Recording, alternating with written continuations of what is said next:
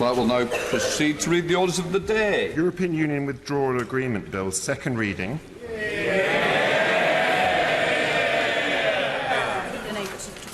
No, selected any reason.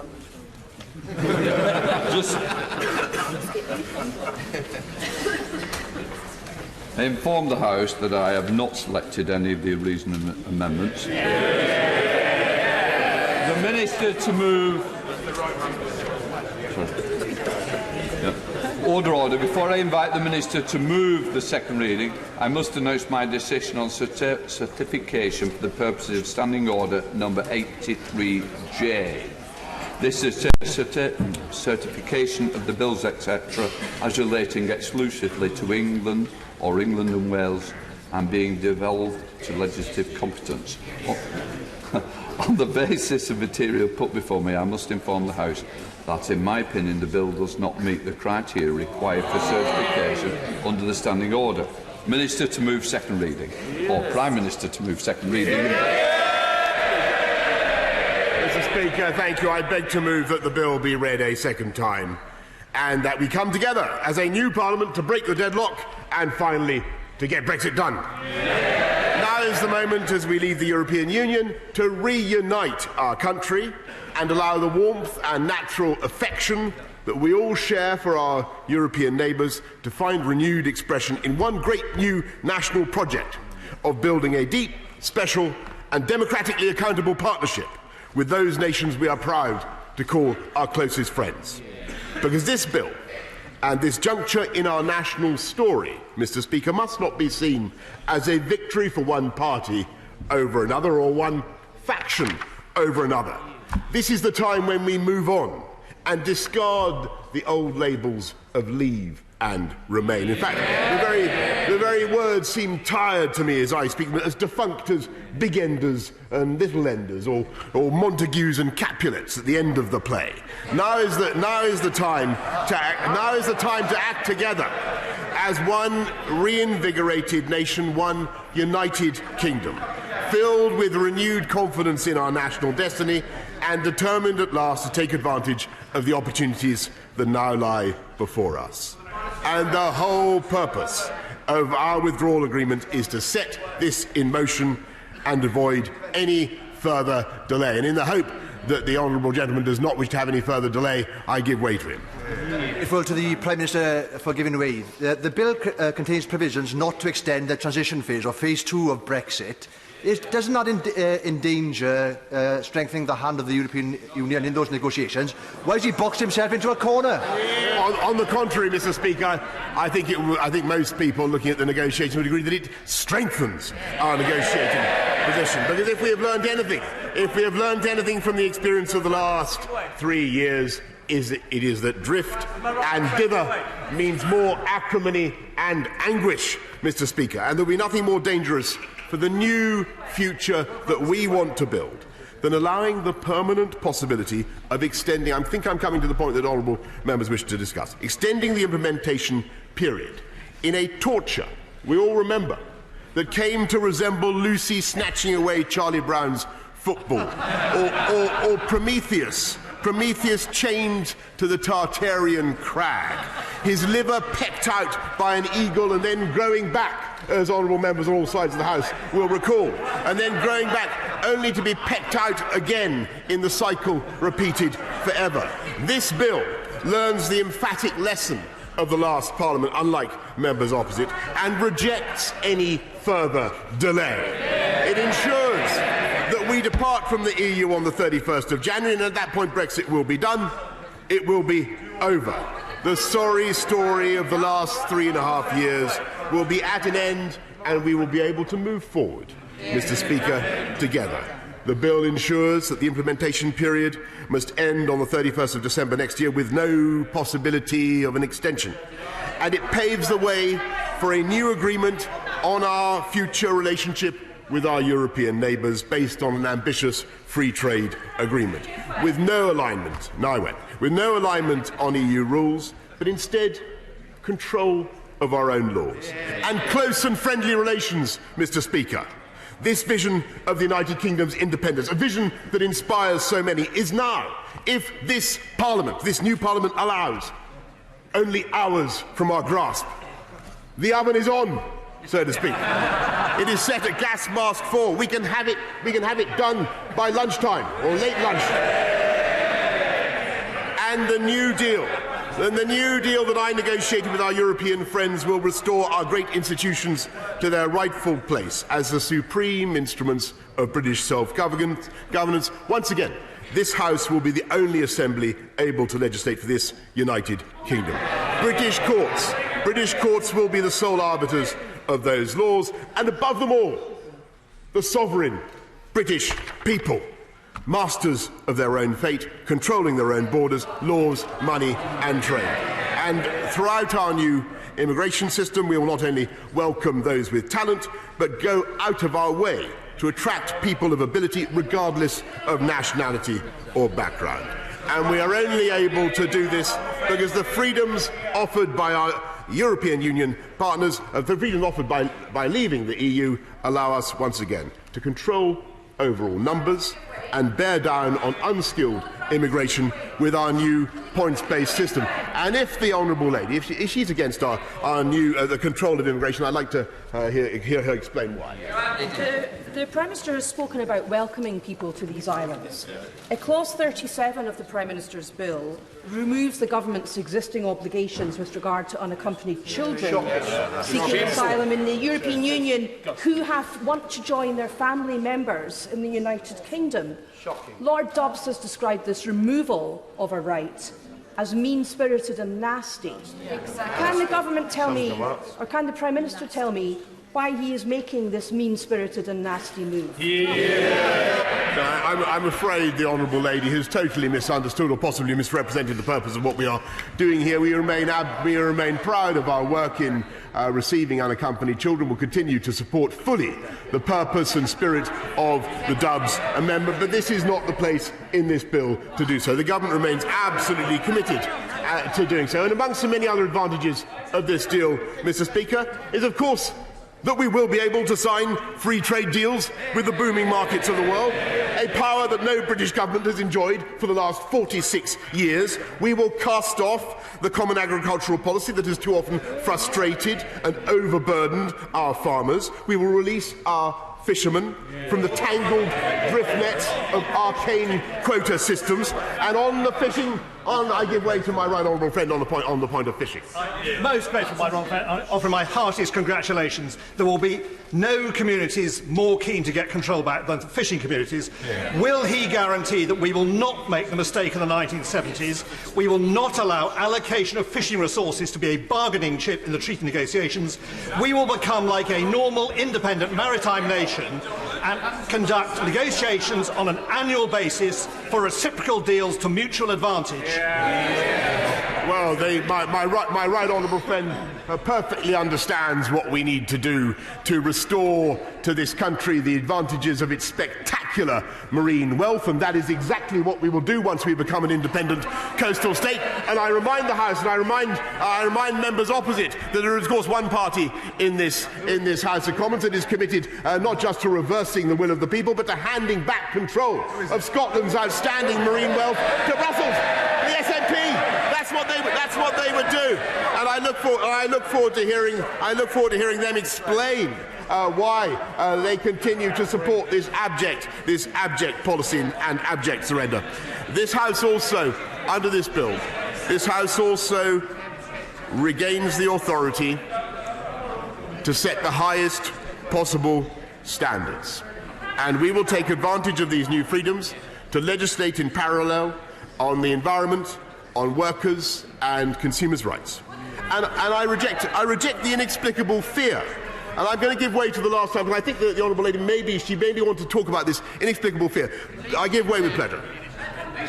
I'm grateful to the Prime Minister, and he is right that he has won a mandate to get Brexit done. But what he has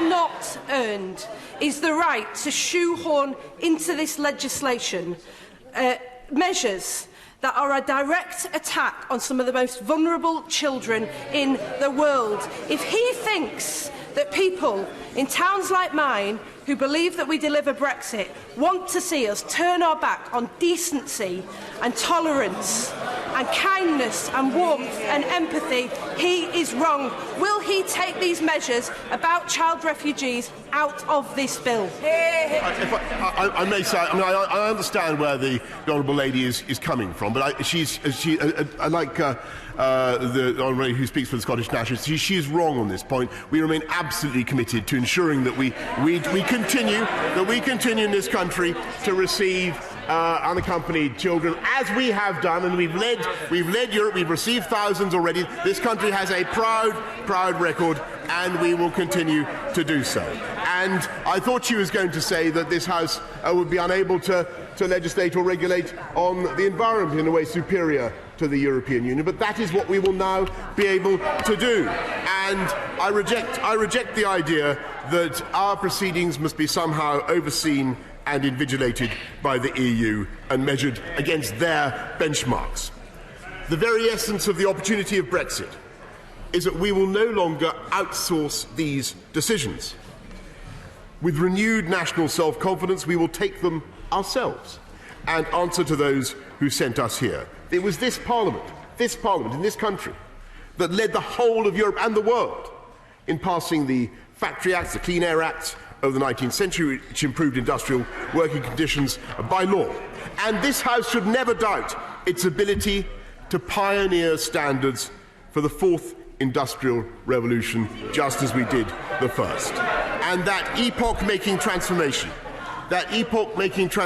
as with all the pivotal achievements of British history, reflected the combined national genius of every corner of this United Kingdom. In this new era, our success once again will be achieved as one nation. This new deal in this bill ensures that the United Kingdom will leave the EU whole and entire, with an unwavering dedication to Northern Ireland's place in our union. And on that point, I, of course, happily give way to the Right Honourable Gentleman. Very grateful, Mr. Speaker, to the Prime Minister. It almost thought we'd fallen out, but I am pleased that he took the intervention. The Prime Minister knows that he has the strength from this election to deliver Brexit. He also knows that we want to deliver Brexit. But we want to deliver Brexit as one nation. And I'm glad that that terminology and that phraseology is being re-injected into this debate. But he needs to understand the concerns about the customs arrangements for Northern Ireland, tariff differentials, the potential for checks, and he needs to understand the concerns we share because we want to ensure we leave as one nation. And we're not going to resolve those issues today, but will the Prime Minister commit to proper and thorough and detailed reconsideration, using the strength he has to deliver for the entirety of this country?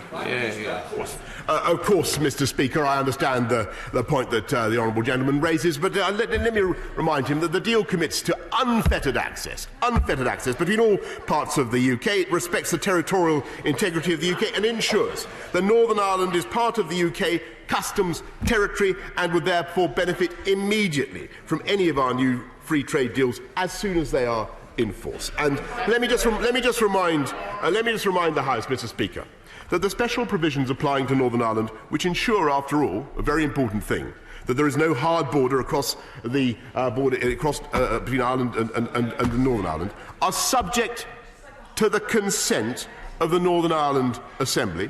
And unless the Assembly specifically withholds its consent, unless indeed the Assembly insists on continuing with this approach, then those arrangements automatically lapse into full alignment with the rest of the UK. And I believe that these arrangements serve the interests of Northern Ireland and the UK as a whole. And it is a great deal for our whole country. And we must now begin building our future relationship with the EU.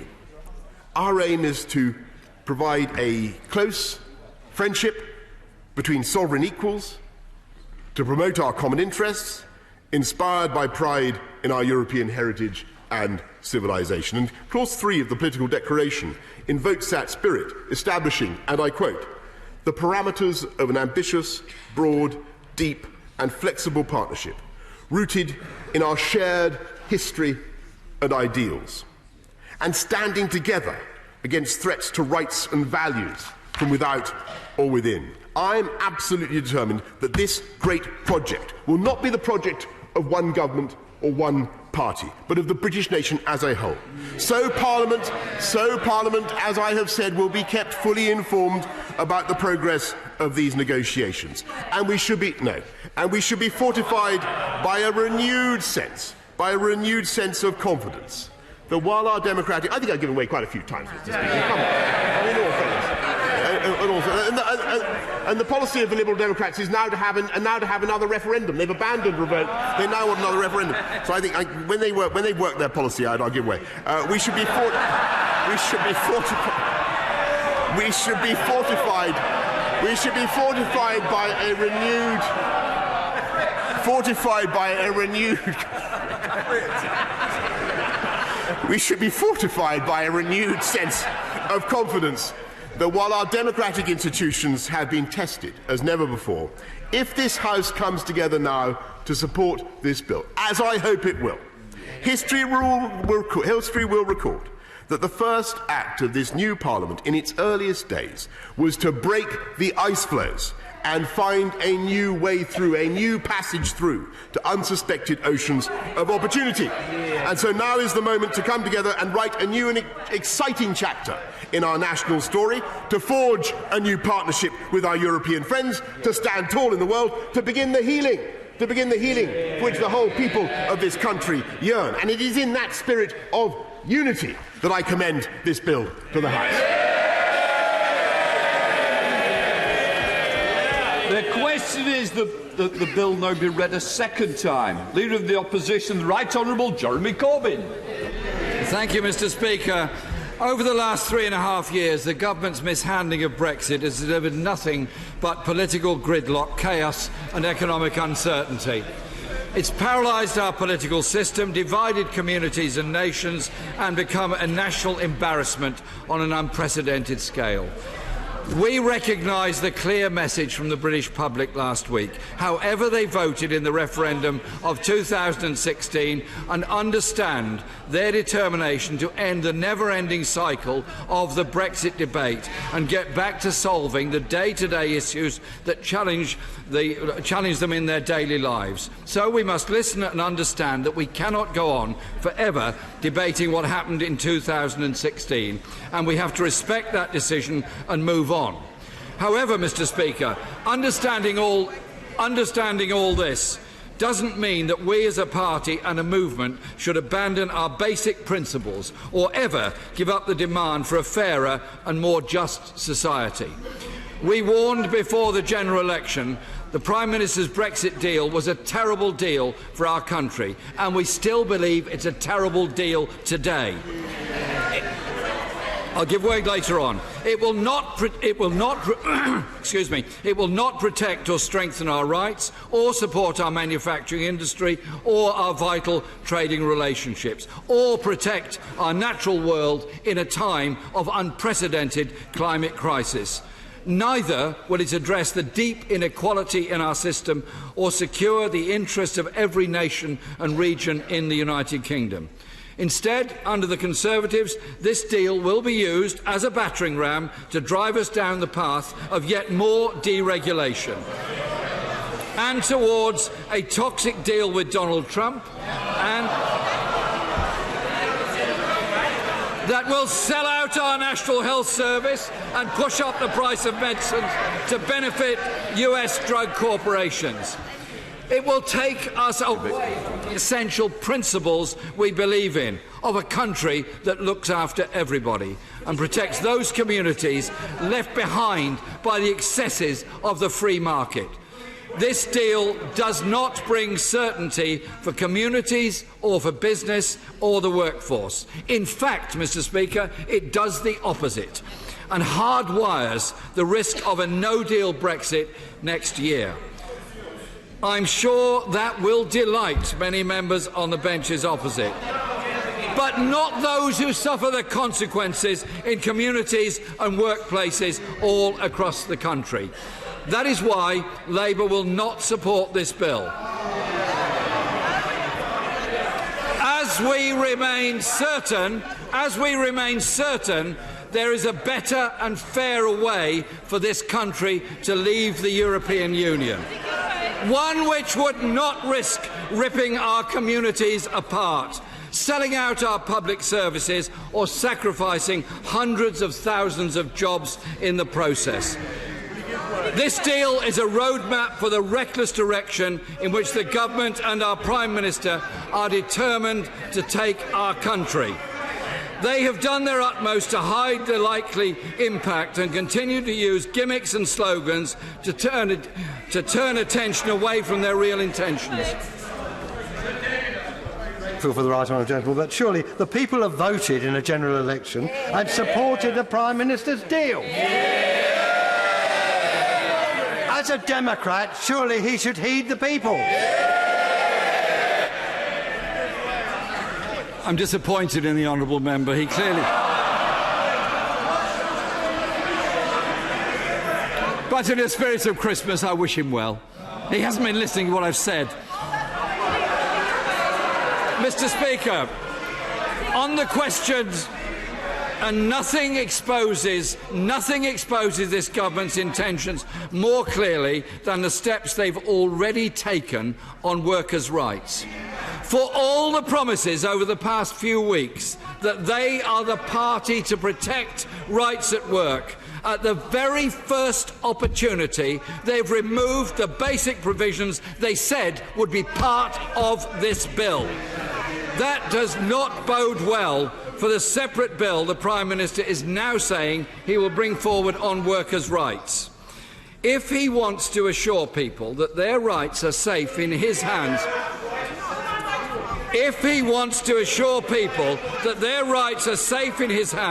he should commit to legislate to ensure workers' rights in Britain will never fall behind the European Union standards in the future, and support amendments to enshrine this commitment within this bill. Yes. I thank the Leader of the Opposition for giving way. We are all concerned in this House with workers' rights.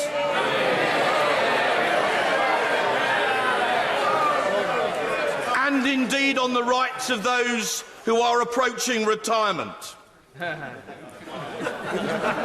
He put his policy to the British people, in as much as anyone could discern it, in a general election. He was slaughtered. What bit of that message does he not understand? The Prime Minister, your leader, if I may say so, Mr. Speaker, said the workers' rights were going to be protected. They are not in this bill. So, Mr. Speaker,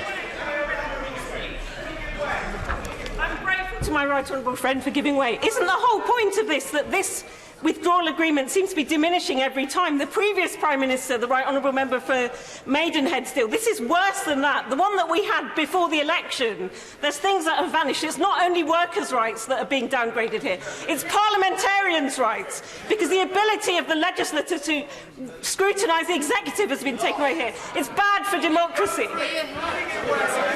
Thank my friend for the intervention. She's absolutely correct on what she says. And then, Mr. Speaker, I now move on to what I think is one of the most appalling sections of this bill and what the Prime Minister has presented to us this morning.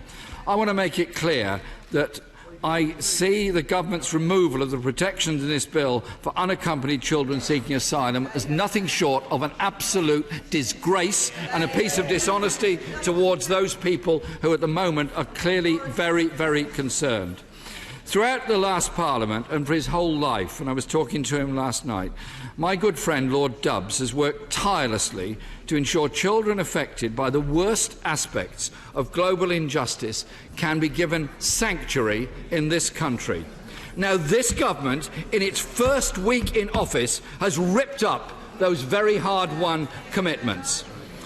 This is a move the director of the charity Safe Passage has described, and I quote, as truly shocking, saying it could have, and I quote again, potentially tragic consequences. I simply say this, Mr. Speaker, coming up to Christmas, shame on this government for abandoning children in this way. Mr. Speaker, on the environment and food safety standards, this deal points to a complete realignment towards the far weaker protections and standards that operate in the United States. If this government is set on pursuing a trade deal with the United States, with President Trump, with precious few bargaining chips to hand, the brutal reality is that Britain will have to lower its standards. That is the brutal reality of it. The European Union has made it clear that a future trade deal with the European Union will depend on maintaining a level playing field on standards and protections. So the choice we now face is between keeping the highest environmental and food standards in order to get a future trade deal with the European Union, or slashing food standards to match those of the United States, where there are so-called acceptable levels of rat hairs in paprika, maggots in orange juice. It's true. If members think this is a piece of imagination on my part, when I was first told this, I also thought that cannot be the case. I checked out, and it absolutely is. We are about to strike a new race to the bottom in a deal with the United States, and I think everyone should be aware and warned of that. Mr. Speaker, turning to the arrangements with Northern Ireland, the Prime Minister has emphatically claimed, and I quote his own words, there will be no checks between Northern Ireland and GB. And that, again I quote, we have a deal that keeps the whole of the UK together as we come out of the EU. These claims are simply not true. We know from the analysis carried out by his own Treasury that under his deal there will be, in fact, an abundance of checks and customs declarations in the Irish Sea. Not only will this have a huge impact on Northern Ireland businesses and society, it will also have implications for the rest of Britain's economy and manufacturing industry. The Treasury's own analysis spells it out. The more the government diverges from the EU trading regulations in the future, the more checks and disruptions will be put in place between Britain and our biggest trading partner. More checks, more disruption is deeply damaging to our trade and for our manufacturing sector, threatens taking a wrecking ball to our vital supply chains and the hundreds of thousands of jobs that rely on them. Car manufacturers, chemical industry, all those that rely on just-in-time supply chains will feel a devastating impact from all this. This makes it even more incredible that since agreeing its deal, the government has yet to produce one single bit of evidence or analysis to show it will have a positive impact on the economy or our communities in any way. I say to all members, new and old, that it is our job in Parliament to question, to scrutinise and to hold the government to account day to day. If we believe the government is taking the wrong approach, we should never be afraid to oppose. And when it comes to our future relationship with the European Union and the rest of the world, we cannot let this government act in an undemocratic and secretive way. Trade deals with the EU and the United States, or anybody else for that matter, must be done transparently. This country is about, Mr. Speaker, to embark on a major change of direction. As we leave a 40-year economic partnership for an unknown future under the terms of the withdrawal deal, we need, Mr. Speaker, an approach that puts jobs and living standards first and builds the strongest cooperation with our European neighbours, based on openness, solidarity and internationalism. And that, Mr. Speaker, is the approach that will bring an end to the Brexit crisis and bring our country together. Dr. Liam Fox. They don't share at once. Thank you, Mr. Speaker. This debate is the beginning of a promise fulfilled. Not simply a promise fulfilled by this party, although it is certainly that. It is a promise fulfilled by this Parliament to the people of this country.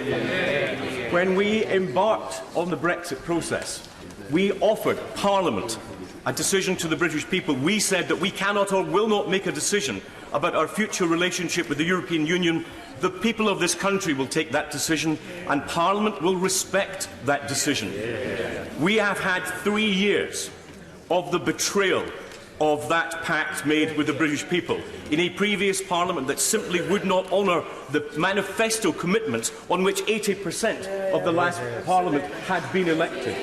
Those who wilfully signed up to a manifesto saying that it would honour the referendum result and then came to this House and betrayed that did not enjoy their first democratic contact with their voters. And I'm proud that so many of my new colleagues are taking the place of those who did not honour it.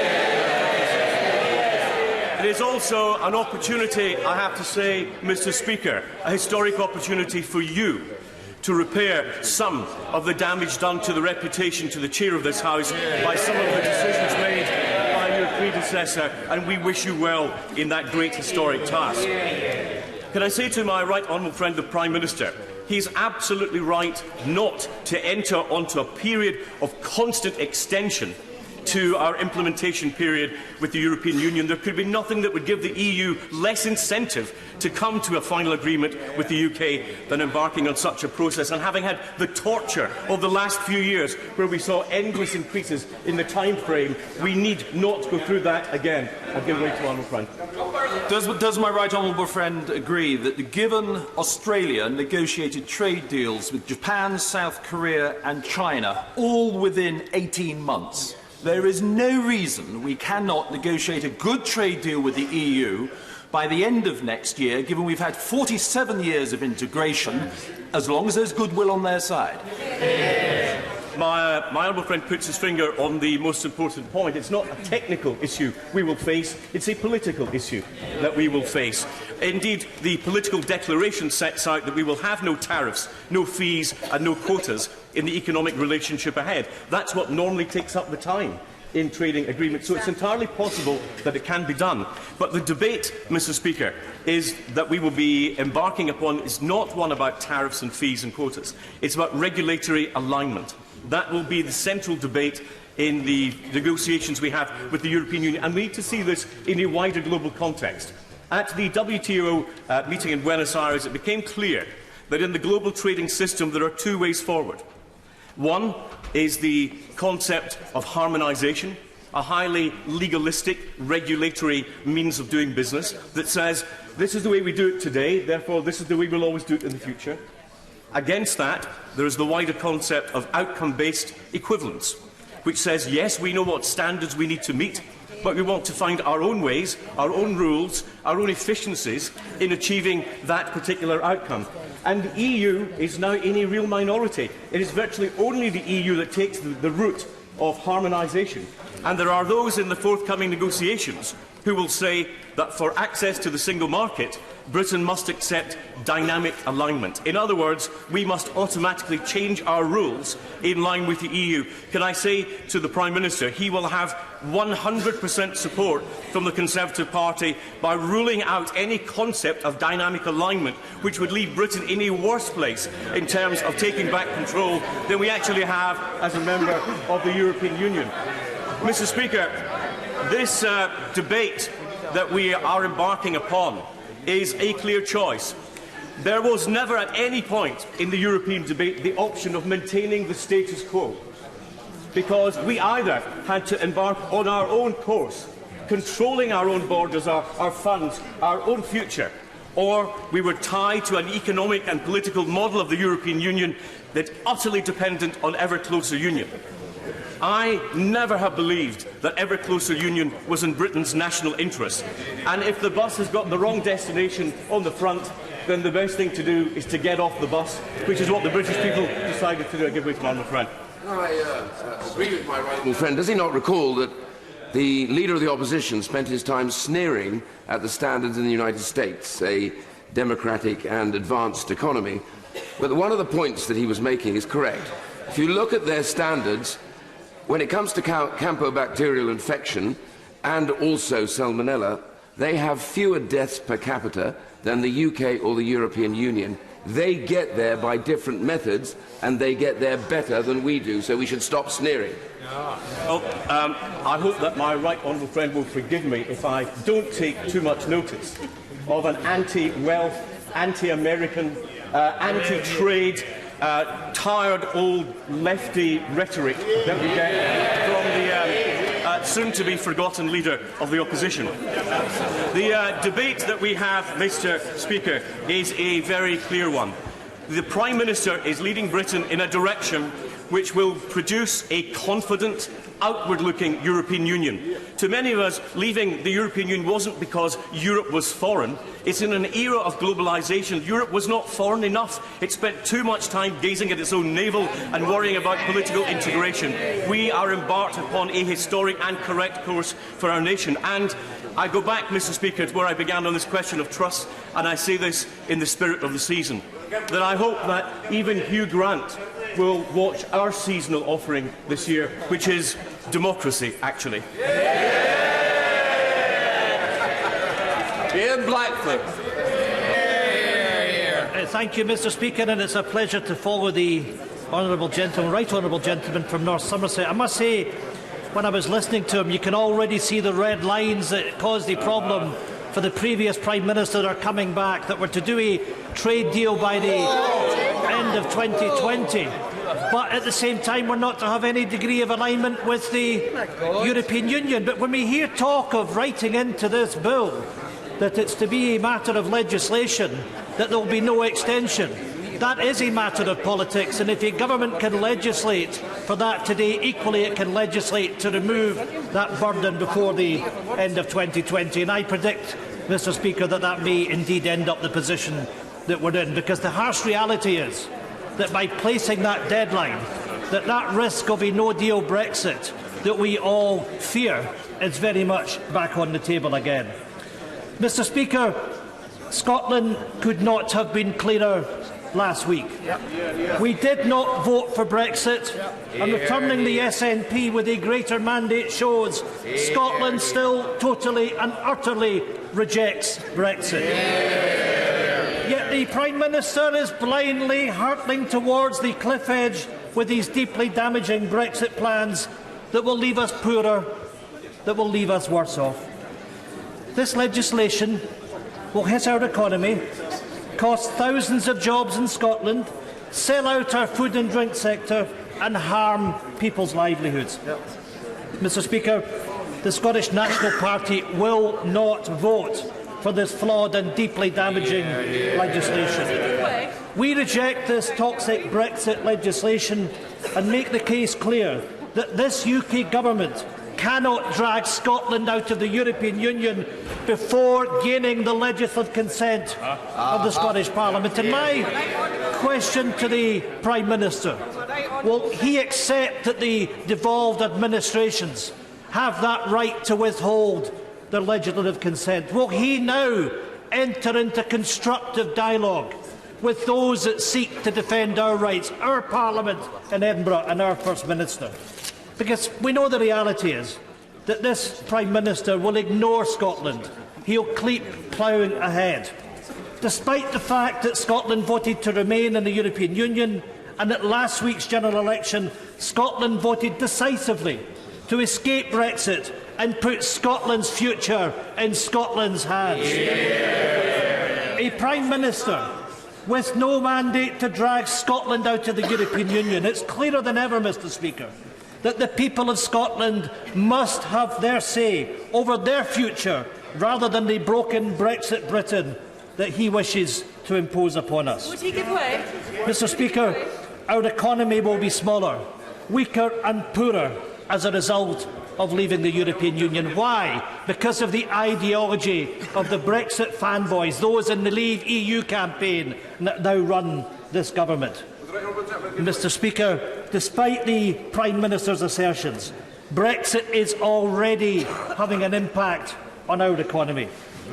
Analysis in Scotland's Chief Economist's State of the Economy report shows that continuing uncertainty is resulting in a £500 million shortfall to business investment in Scotland. That, Mr Speaker, is the price of Brexit.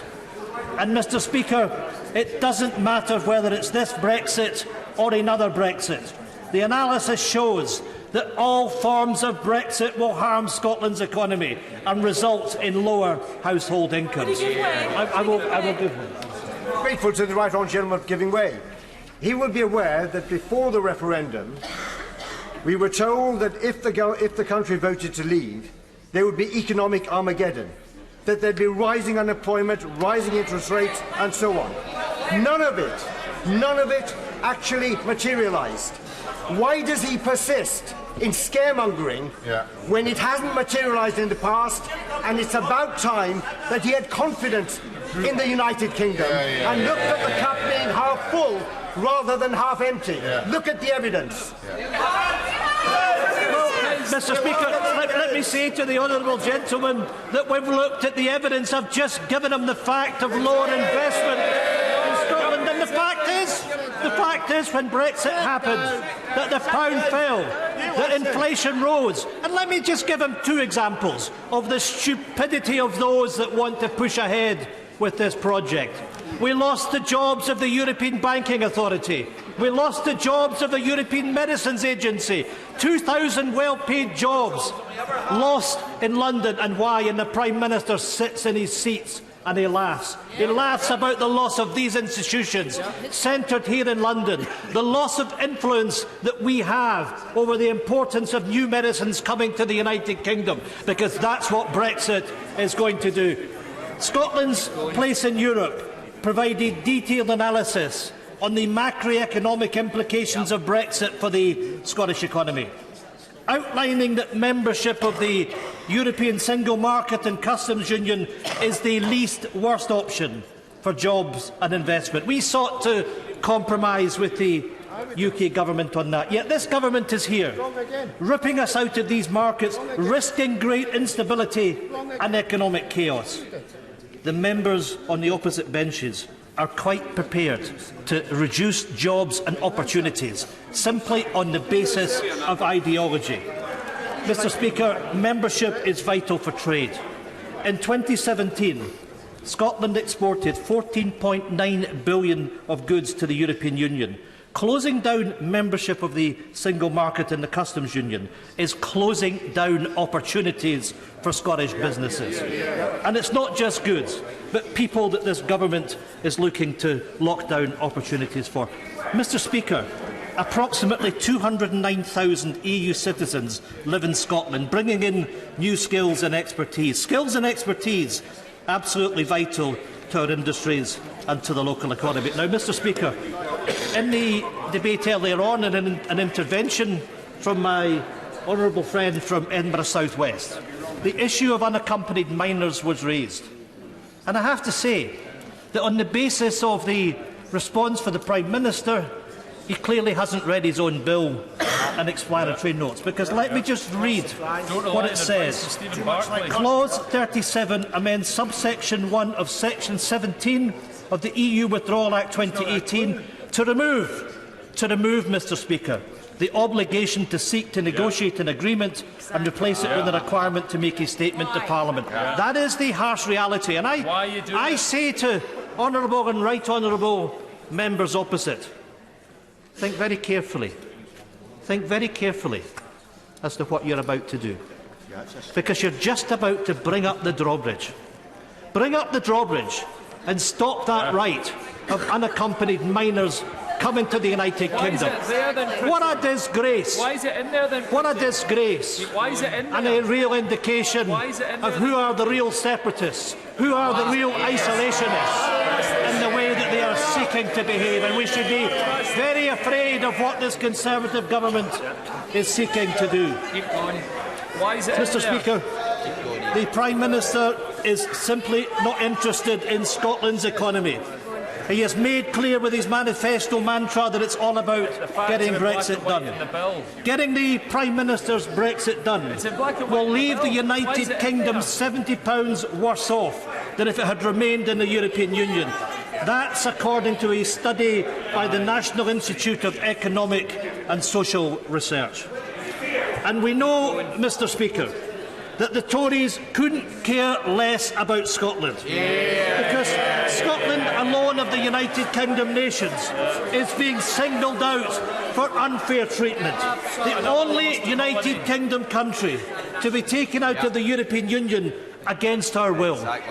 And with no say, Mr. Speaker, no say whatsoever as to our future. England and Wales voted leave. England and Wales will leave. Northern Ireland is getting a special deal and the right to decide their own future. The Prime Minister offers Scotland nothing. Nothing. Hee-haw. Diddly squat. That's what we get from this government and its so-called precious union. Nothing but disrespect for our government and our rights. I'll give you this one. He mentions England and Wales, but in the last election, 16.5 million people voted for Remain parties and 14.5 million for Leave, and the Remain vote was divided. So doesn't he agree that the least this government can do is to provide democratic scrutiny to have a soft Brexit that allows alignment with workers' rights, with environment, and scrutiny, all importantly, over trade deals with the United States and elsewhere? Parliament. Well, of course there has to be effective scrutiny, but on that specific issue, the legislation offers no guarantees on workers and environmental standards or, Mr. Speaker, protection for the NHS from a future trade deal with the US. Of course, we know it will hit jobs and living standards. It will leave Scottish businesses possibly facing a competitive disadvantages with businesses in Northern Ireland.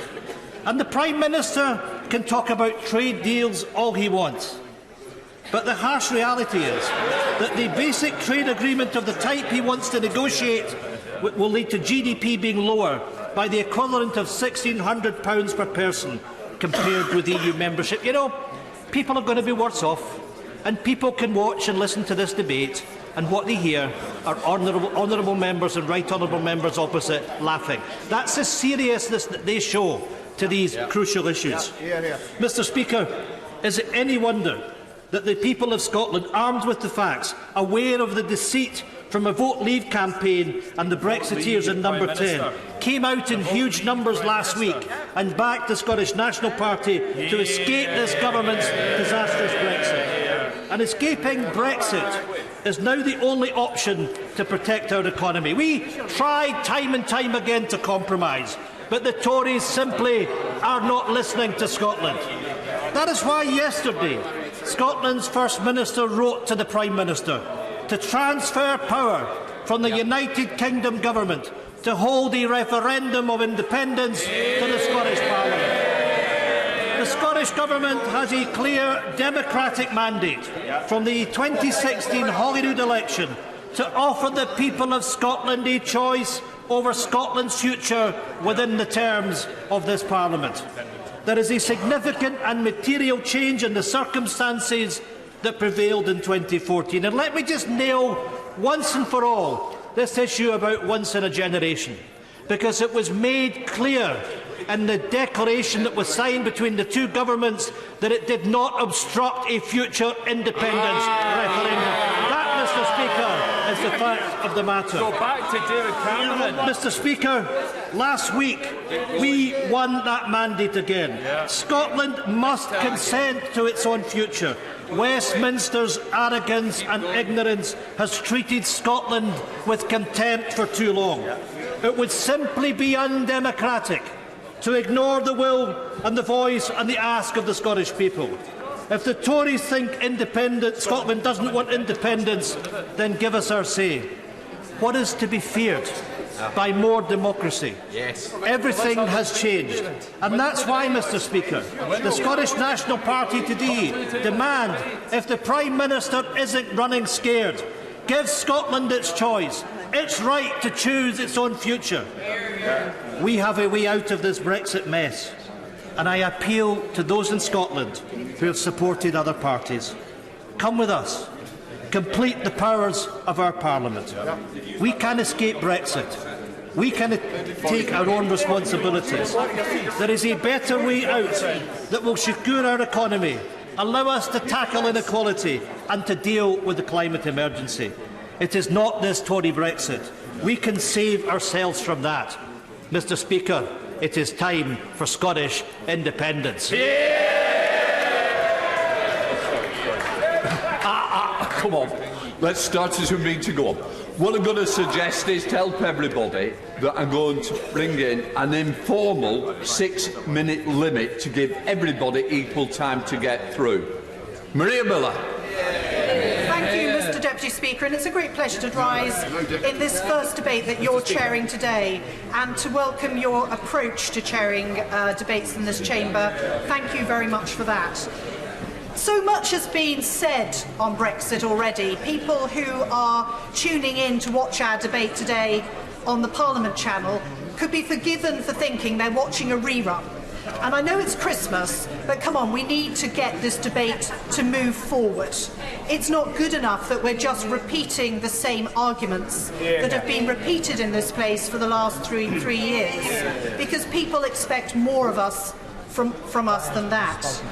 And time away from this place can be a valuable thing, and all of us who are returning members of Parliament have had 6 weeks away from this place. 6 weeks to listen to the people that we are representing, that we were talking to throughout the campaign.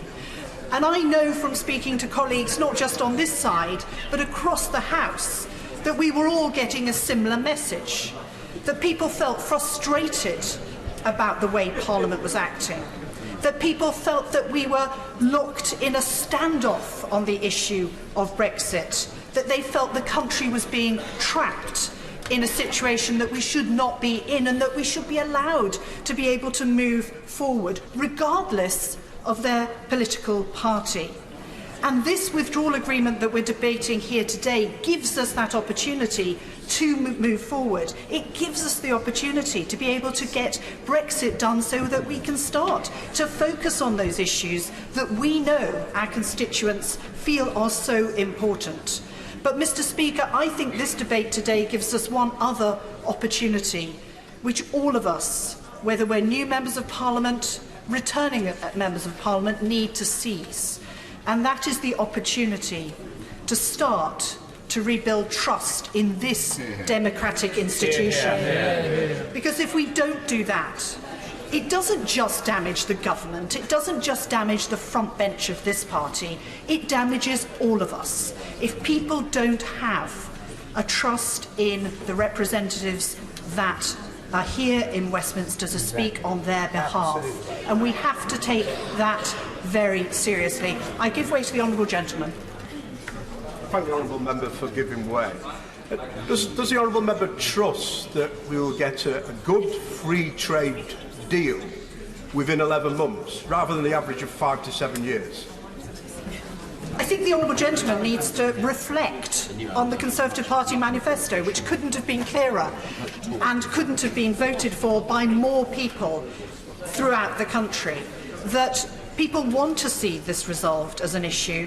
They don't want to see the deadlock. And I have to say that's regardless of whether they voted for to leave the EU in the first place or they voted to remain. Because we have this opportunity to rebuild trust.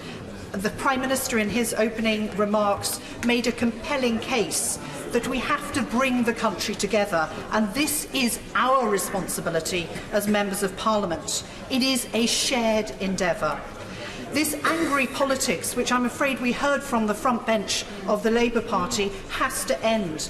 It's our responsibility to set the right tone for our political debate in this country, and I'm afraid so far in this debate that hasn't been struck by all members. We have an opportunity to introduce a kinder politics here in our country, which will also help reduce the amount of abuse that I know so many members have had to endure over recent years. Mr. Speaker, I voted to stay in the EU, but I'm a Democrat, and that's why I will support the government's withdrawal agreement today. And I have supported every single opportunity to take forward our departure from the EU since the referendum 3 years ago. Politics isn't about constructing ivory towers. It's not about trying to put our ideology on the table at every opportunity. It's about finding solutions to very difficult problems. That is why we are sent here to Parliament. The withdrawal agreement is the start of the solution to what is, I believe, one of the most difficult problems our Parliament has faced in a generation. And I urge members across this House, regardless of what your party leaders are saying, is to reflect very deeply on that before you cast your vote tonight. Because I think the voice of the nation spoke last Thursday, and we have to listen. Who's next, Helen? Hilary Benn. Thank you very much indeed, Mr. Speaker. It is a great pleasure to follow the Right Honourable Member, and I agree with her in her argument that we need to be able to disagree agreeably, as I think President Obama once put it. Can I say to the Secretary of State that given that his department is going to be abolished at the very moment we leave the European Union, if he is looking for some consolation, can I point out it will mean he will no longer have to face the untrammelled joy of appearing before the BrExit Select Committee.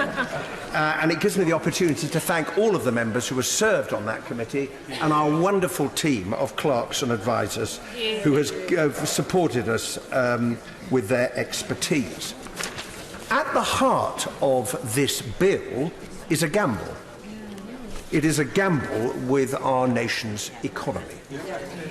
Now, the Prime Minister has so much confidence in the government's ability to finalise a new relationship with the European Union by this time next year that this bill will prevent, by law, any extension of the transition period beyond December 2020. Now, if he succeeds, then his gamble will have paid off, although I wonder how detailed an agreement he will manage to achieve in that time. But if he fails, then the cliff edge of a no-deal Brexit beckons in just 12 months' time. Now, the pillar on which this confidence is built is the argument that because we have been aligned with the European Union for the last 40 or so years, then it should be a very easy deal to reach. But that argument would only have force if the government was planning to stay that closely aligned to the other 27 member states and their rules. But we know that that is not the case. The government wants to move away from European rules and regulations. Indeed, the Prime Minister said it today. No alignment with EU rules.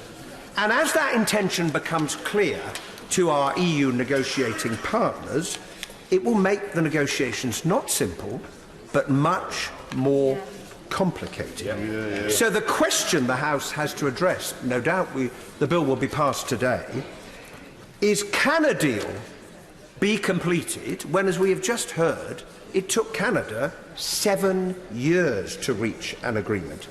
Can it be completed in 12 months when we know we have to negotiate not just tariffs and quotas and rules of origin, but services? 80% of the British economy is built on the service sector. Data, aviation, medicine safety, cooperation on consumer rights, security, access to databases, which we will lose if we don't get this right, that help to keep us safe from terrorism, foreign policy, cooperation on climate change, and a very long list of other matters that have huge importance for the British economy and British society. Of course I'll give way. Gentlemen, and he has spent the last 12 months claiming that the Prime Minister never wanted to get a deal, and then he got one. Absolutely. Claiming the Prime Minister wasn't serious, therefore he had to produce a bill to hamstring this Parliament from progressing. Can he just for once admit we have a deal, that deal is going to happen this year, and use all his expertise and good services to rally round this Parliament, this government and this country to make sure we agree that deal by the end of the year and we can all move on at last? I say to the right honourable gentleman that the bill that the last Parliament passed did not hamstrung the Prime Minister because he achieved a renegotiation, although to be fair, all he did was to accept 95% of his predecessor's deal and replace the backstop that was in it previously with a backstop that had been offered to the Right Honourable Member for Maidenhead, but had been rejected on grounds very clearly set out by the Prime Minister to the DUP conference in November of 2018. Namely, he would never ever accept a border in the Irish Sea, which is what he has promptly now done, which reminds us that it's not always wise to take the Prime Minister at his word. Now, I will give way. I'm very grateful to my right honourable friend. I wonder if he's read the government's own impact assessment on this bill, which says, and I quote at paragraph 241, goods moving from Great Britain to Northern Ireland will be required to complete both import declarations and entry summary declarations, flatly contradicting what the Prime Minister has been saying. Well, my right honourable friend makes an extremely powerful point. We have been told repeatedly, well, there will be no border in the Irish Sea. There is going to be a border in the Irish Sea, and that is going to have consequences for the way in which trade is conducted. It is also a gamble because of the clause in the bill which says that no minister is able to apply for an extension. Now, quite why the government needs to legislate to prevent something from happening, which is already made clear it has no intention of allowing to happen, namely an extension to the transition period, escapes me. But I would just gently point out to the House that the point of no return will be next June. Because under the withdrawal agreement, if a further extension hasn't been agreed between the parties by then, and the government is ruling it out, then there will be no possibility of extending the period.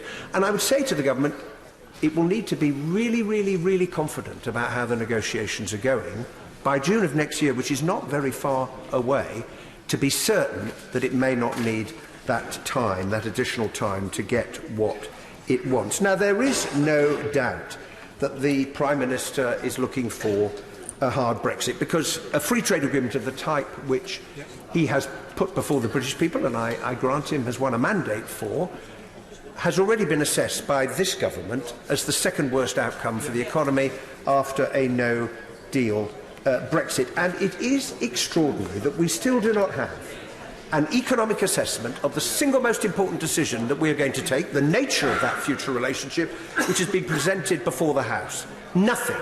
Silence. And I think history will record that was an act of irresponsibility. So I say to the House, and in particular to new members on all sides who I congratulate on their election, that as these negotiations unfold, businesses that we represent will be coming to us because they will have issues they want to see raised in those negotiations, concerned about the outcome of those negotiations. And some of the things they're looking for will not be consistent with the policy that the government itself has set out, because this should not be about ideology. It is about the practical implications, having thrown away, because that's what Brexit does, the best trading relationship we have with any countries in the world. It is about what kind of new long-term arrangements which will be put in place on which our jobs and our factories and our communities depend. And if the government gets it wrong, I just say it will not be a question of getting Brexit done. It will be a question of some industries being done over by Brexit. I will give way for the last time in view of the time. I thank my honourable friend for giving way, and he's making such a powerful speech. Now, does he not agree with me that the great concern for this place has to be that we were promised to take back control? And the greatest deceit of all is the fact that there will be no scrutiny within this place of any element. And I must emphasise on the trade deals and just what sort of impact that's going to have on our economy. Well, I agree with my honourable friend, and that is a matter for great regret. Now, the final point I want to make, Mr. Speaker, is that our leaving of the European Union will create great cheer on those benches, just as it will sadden many of us on this side of the House, because the divisions it has created will not easily be healed, because many people still think this is a terrible mistake that will weaken our economy and our influence in the world. In the modern age, it is how we use our sovereignty that will determine how well we can advance our interests and protect our citizens. And if we have learned anything from the events of recent times, if we're going to deal with the great challenges we face as a world, climate change, the movement of people around the globe, dealing with threats to peace and security, making sure the global economy works in the interests of all. We can only do that by working together. And we are about to walk away from one of the most important relationships that enables us to do that. And I say to the government, we will hold it to account as this process develops and unfolds. Can I just appeal to members? If we all take 9 minutes, quite a few of you are not going to get in. So please, I've done the informal limit to give a bit of flexibility. Do not take advantage of members that come later. Damien Green. Thank you, Mr. Speaker, and I hope to give some time back to the House by being very brief, because all I want to do is to try and put today's debate and bill in its wider context, because it is so hugely important to the future of this country. And I simply want to make 2 points. The first of which is that those of us who voted for and campaigned for Remain should respect the result of the referendum. Some of us have tried to do that from straight afterwards, took the view that the British people had taken a decision and that those of us who are on the losing side of that argument should make the best of that, do what we regarded as the best for our country in the context of leaving. Sadly, many people on whose side I fought in that referendum campaign didn't take that decision and have spent the last 3.5 years trying to subvert that decision. And I have thought throughout that was sadly the wrong course for them to take. And I think a lot of the problems that we faced in politics in this country for the past few years stem from that wrong decision and the desire to continue fighting the last war. So to those of my friends on all sides of the House who up to now have not accepted the 2016 decision, I would appeal that now, after this general election result, please accept the decision. Please let's move on. Please accept that that game is over. One of my comrades in arms in that referendum, I will of course give way to her.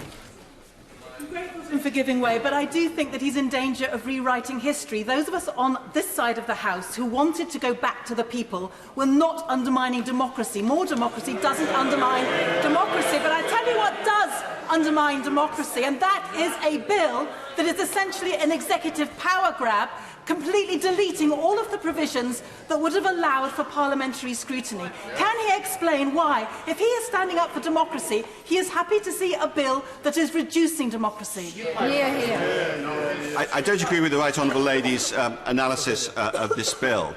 But also, I would say to her, it is impossible to say you need a new referendum when we haven't implemented the results of the first referendum. I'm afraid that's been the central problem. And I would urge her and others to use all the energy and passion that she has at her disposal to help us as a country forge a new friendly relationship with our fellow democracies in the rest of Europe. They are neighbouring countries, they are friends, they are democracies. We should be able to establish a new and friendly relationship with them. And so that's my first point, is an appeal to those who campaign to remain. The second is an appeal to all those on both sides of the argument, which is that we have to stop defining ourselves and each other simply as remainers or leavers. If we continue to define everyone purely by the way they voted in 2016, then we will never make progress as a parliament or as a country. The last few years have been miserable for democracy in this country. My attempt to be very brief is clearly being foiled, but yes, of course I'll give way. Thank you, Mr. Speaker. Can I just ask the Right Honourable Gentleman whether he thinks that his party's conduct in the general election is consistent with the test he just set? Yes, I do think that, and in a sense it's less important that I think that than that quite clearly, looking at this House today, the British people think that. So I don't think that's a fruitful avenue for the Honourable Lady to pursue. But as I was saying, the last few years have been miserable for democracy in this country. And the more we hark back, the more we fight the old battles, the longer that misery will persist. So I hope that this bill, this debate, the fact that we will have left by the end of next month, means that members on both sides of the old European argument, and all sides of this House take this chance to move on so that we can begin the healing process that this country desperately needs. Just to remind, I'm going to have Sir Geoffrey Donaldson, and then coming over, then it will be a maiden speech with no interruptions. First of all, Sir Geoffrey Donaldson. Thank you, Mr. Speaker. We supported Brexit, and we want Brexit to happen, and we acknowledge and recognise that the government has won a mandate to take forward its withdrawal agreement. But there is a major contradiction at the heart of that agreement that causes us great concern. At the one level, the agreement does say that Northern Ireland should continue to have unfettered access to the rest of the UK for trade. But then we have customs arrangements that inhibit our ability to have that unfettered access. And that is our major concern, and one that we hope the government can address. The Prime Minister talks about taking back control, and that's what we want. And yet, for Northern Ireland, there is to be a new joint committee between the European Union and the United Kingdom, which will make major decisions about Northern Ireland. So, in a sense, shared control of Northern Ireland on key issues, and it is also the case that that arrangement cannot change unless the EU consents to change it, and therefore the EU has a veto over changing the arrangements under the control of that joint committee. So for Northern Ireland, taking back control is not quite taking back control. The European Union will continue to have a significant say in key matters relating to Northern Ireland. I thank the right honourable gentleman for giving way. There's very clearly a number of issues that makes Northern Ireland less of a unionist region of the whole of the United Kingdom, than the very fact that the fishermen, whenever they leave Port of Voggie to go and fish and bring their fish back in, are subject to a tariff. The meat sector also will face tariffs as well. Does it not, the right honourable gentleman, not agree that what's going to happen here, as we in Northern Ireland will be less of a unionist than what they are in Liverpool, in Leicester, in Manchester, in Newcastle and in London, and we should be the same as everywhere else in the United Kingdom and not different? Well, Mr. Speaker, that brings me to my second point, and the Prime Minister has been clear that he wants the United Kingdom to leave the European Union as one nation. And over the last few days, he has spoken often of his one nation conservatism. And yet Northern Ireland is part of the United Kingdom. And I want the Prime Minister to treat my part of the United Kingdom the same as the other parts in the context of leaving the European Union. So we want to hear from the government how they're going to achieve that when one considers the special provisions that have been made in this withdrawal agreement for Northern Ireland and the impact they will have and the way they will change the relationship between Northern Ireland and the rest of the United Kingdom. We welcome the fact that there is provision within the withdrawal agreement for the Assembly to have a say, but I'm not so sure that it's the same way, operates the same way as the Prime Minister described to the House earlier, where he said these special arrangements would only continue if the Assembly supported them. And yet I think it's the other way around. They will continue unless the Assembly stops them. And that requires a vote in the Assembly. The government will know that we have issues around how that vote is to be exercised and what it means for the principle of consent that is at the heart of the Belfast Agreement. And so we will want to continue our discussion with the government around how this will operate in practice. We do want the Assembly to have a say, but we want to ensure that that say can be exercised in a fair manner that respects the principle of consent as set out in the Belfast Agreement. And of course it's the case, Mr. Speaker, that we're looking towards the future relationship, and we hope that what is agreed in the future relationship will negate the need for many of the special arrangements that have been put in place for Northern Ireland. But again, the Joint Committee will have a say on that, and it is not a given, it is not certain that all of the future relationship arrangements will apply to Northern Ireland. And again, that's a continuing discussion that we want to have with the government, because we want Northern Ireland to benefit fully from the future relationship, from any free trade agreement that is arranged with the European Union. Notwithstanding, of course, that we have a land border with the European Union, that we have an agri-food sector that trades across that border. We recognise that arrangements have to be made to facilitate that ongoing trade.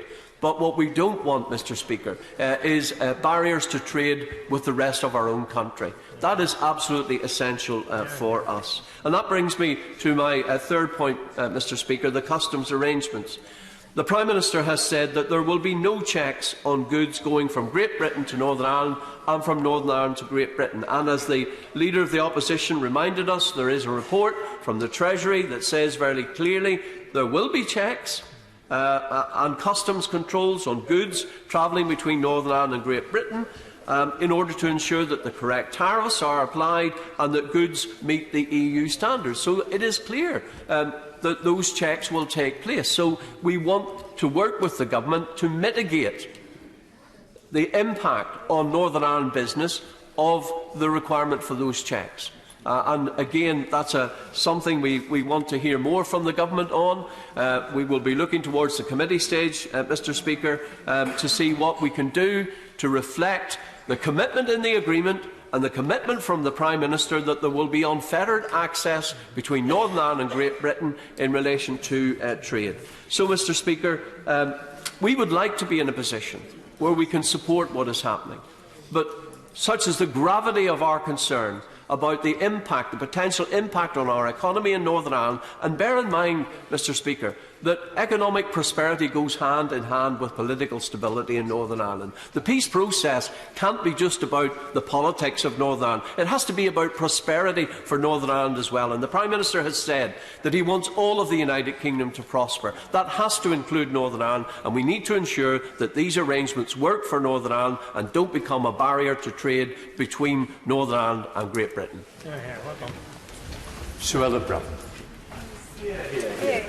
Mr. Speaker, I want to welcome you to your place. It's a delight to see you sitting there.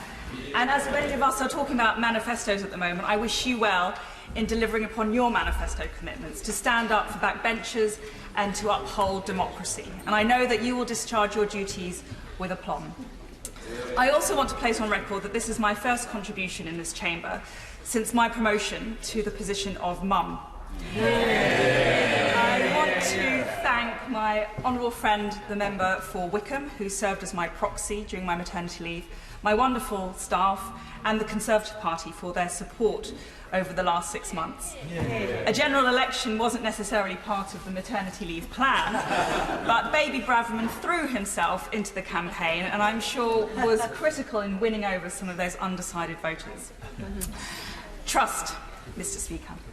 Can the people trust their politicians?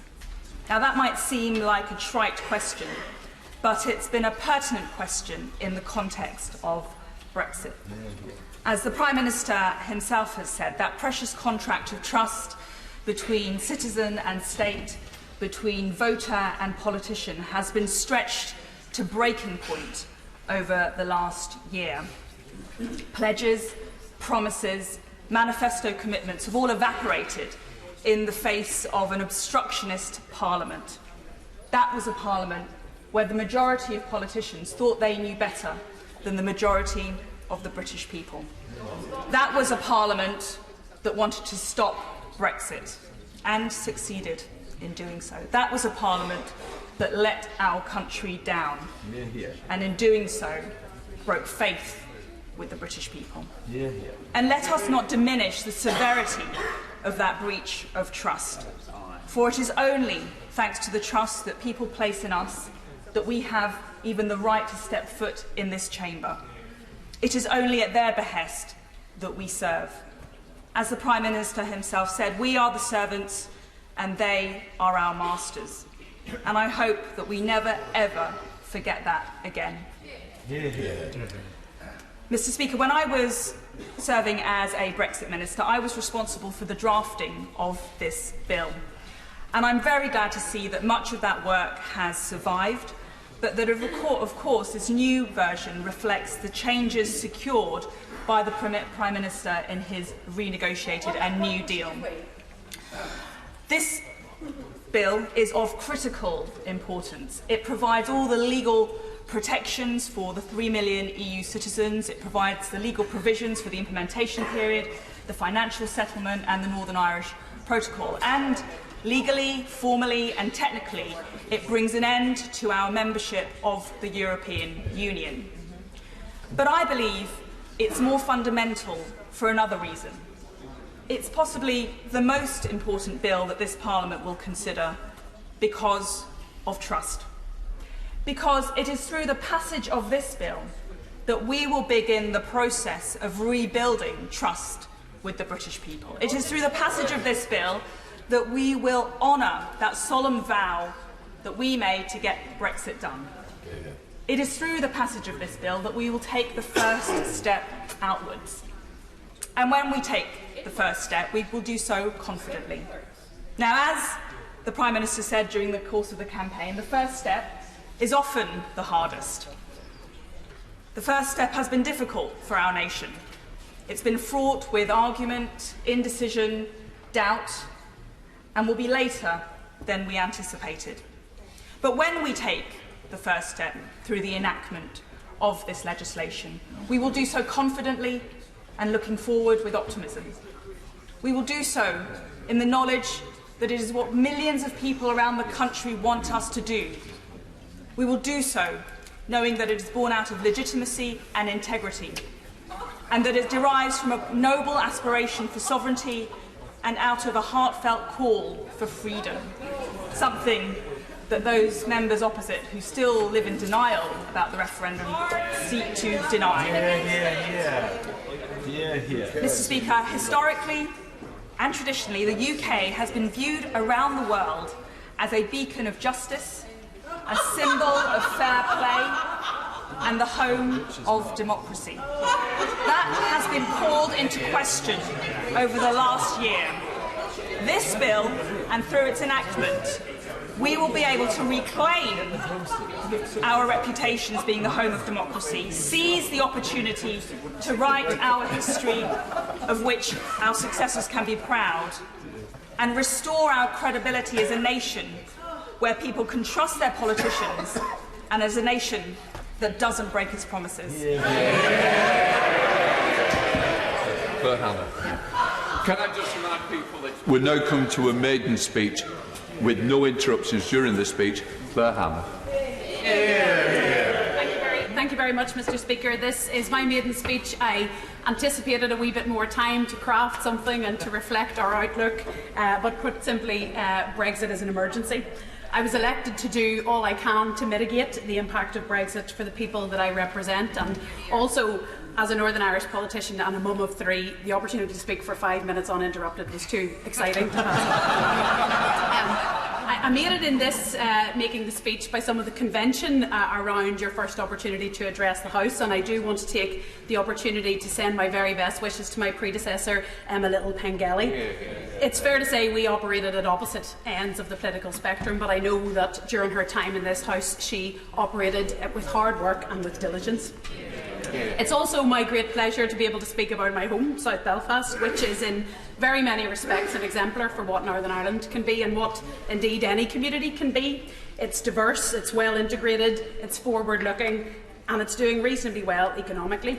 It's a place where difference is genuinely respected. We don't all have the same views in South Belfast, we don't all have the same vision for the future, but we do work the common ground, and I'm deeply grateful to all those in South Belfast who in enormous numbers last week elected me to serve them, and I will do my best to do that every day to encourage all that's good in our constituency and to shine a light on all that needs change.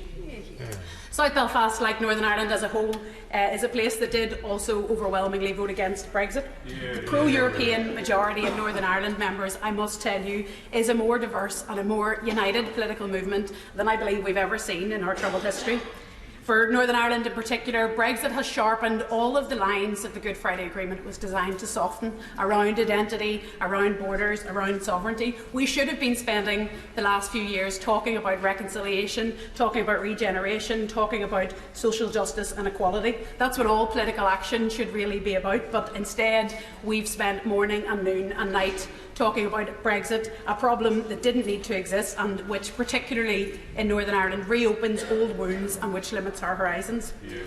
Brexit sundered the body politic and the social consensus across these islands in unimaginable ways. It fed off people who did feel lost and disenfranchised in the political system, and I fear it will leave them feeling much worse. It's one of the reasons that Northern Ireland has now been without a government for over 1,000 days, leaving members like myself and the member for Foyle with no other forum through which to hold government to account.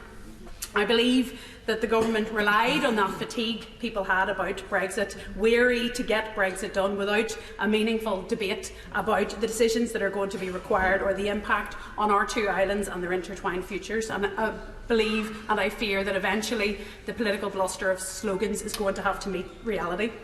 I'm glad that, due to the solidarity of the EU27 and indeed members from across this House, that there won't be in this withdrawal agreement a border in the island of Ireland, but I deeply regret that it creates an economic border in the Irish Sea. From the day and hour Brexit was conceived, it was very clear to many of us that wherever it landed, Brexit would create the borders of the past. And as those of us on the island of Ireland know, Brexit and borders have both a practical and symbolic significance. Make no mistake about it, there's no good way to do Brexit, but this version is markedly worse than its previous iterations. It creates barriers to trade and it introduces new levels of bureaucratic complexity. It is silent on workers' rights, it's silent on social justice and the rebalancing of the global economy.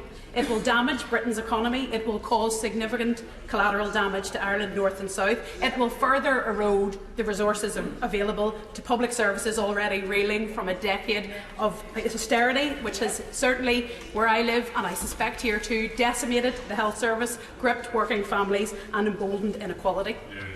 Beyond the economy, Brexit upends the delicate balance that in Northern Ireland has allowed us to imagine our shared and equal future together. We in Northern Ireland know the value of the EU, and as my political hero and predecessor in this House, John Hume, so often said, the EU is the greatest peace-building and conflict resolution project anywhere in the world, and those of us particularly affected by conflict have a duty to reflect its principles. I'm afraid the concerns we have been dismissed by those of you who won't ever have to live with the consequences of these actions. The cross-community and cross-party coalition of support in Northern Ireland that exists to maximise our access to the EU includes business, trade unions, agriculture, retail and most of civil society. And in fact, in that way, it mirrors the coalition of support for the Good Friday Agreement itself, which was actually inspired by and modelled on the EU's founding principles. It was about being able to compromise without losing your identity, without sacrificing your principle and without sacrificing your aspiration. The EU and the Good Friday Agreement neither are about nations and neither about territory. They're about relationships and about working together for the common good. They're about seeing challenges and finding solutions, but we know that the challenges of the present and the challenges of the next century are global. They're the climate emergency, they're tax justice, they're war, the humanitarian relief. They need international cooperation and solidarity. They need partnership. They don't need isolation and retreat. The world is getting smaller and our responses need to get bigger, and Brexit prevents young people from creating a world with a big horizon, and that's a generational injustice we're overseeing. Mr Speaker, we will vote against this narrow and restrictive view of the future articulated in this bill. We'll work with fair-minded people of all parties to limit by amendment the damage as best we can. We will seek to minimise the damage to the Good Friday Agreement, which for those of us in Northern Ireland is the only viable pathway to a better future under whichever constitutional future people desire that future. That agreement is at its core about relationships within three strands: relationships within Northern Ireland, between the north and south of Ireland and between our island and yours, and I deeply regret that Brexit in any form will damage each of those relationships in each of those strands, and I implore members of the House to work with us to limit that damage. Owen Patterson. Thank you, Mr Speaker. Can I congratulate you on resuming the chair and wish you the very best of luck in your office. Can I also heartily congratulate the new member for Belfast South on a very fine and fluent maiden speech. It's never easy to do a maiden speech.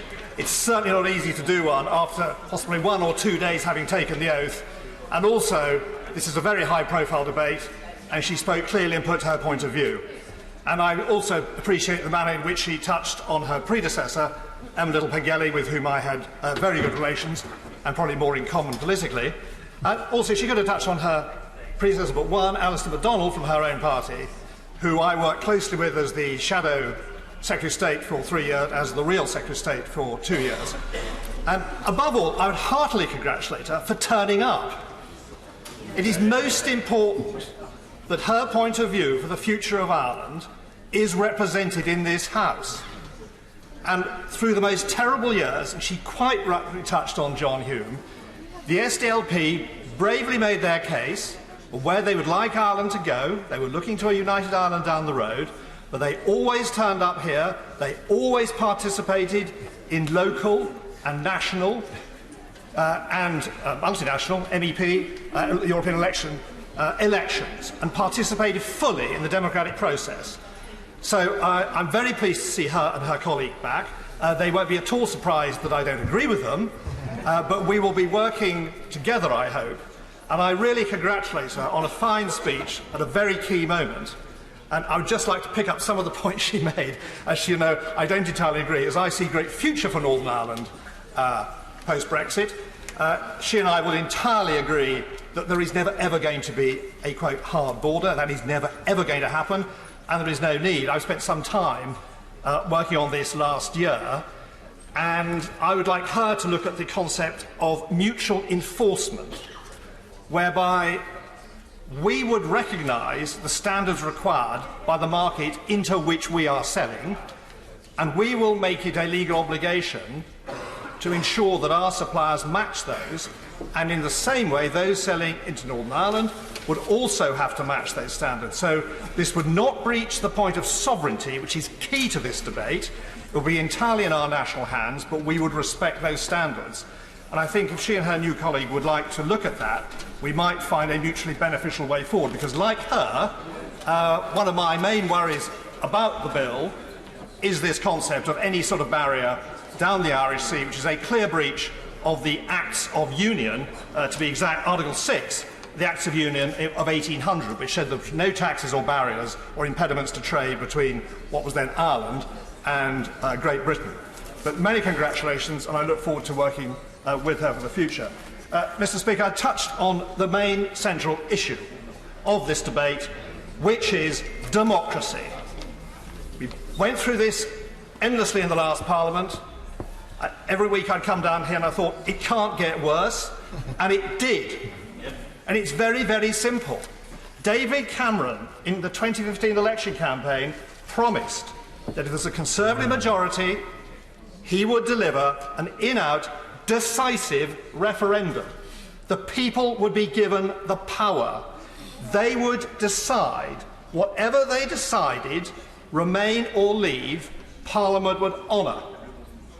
That was then endorsed throughout the referendum debates. It was made very clear by the then Foreign Secretary, who's now left the House, that this was decisive. We, the MPs, we are currently sovereign. We will give you, the people, the power to decide this issue. It was binary. There's no talk about trade deals. There's no talk about crashing out. It was remain or leave.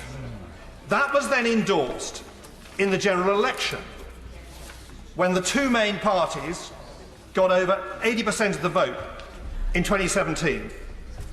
Our Honourable Member for Maidenhead is not here today, actually got the second largest number of seats in British history until this recent election.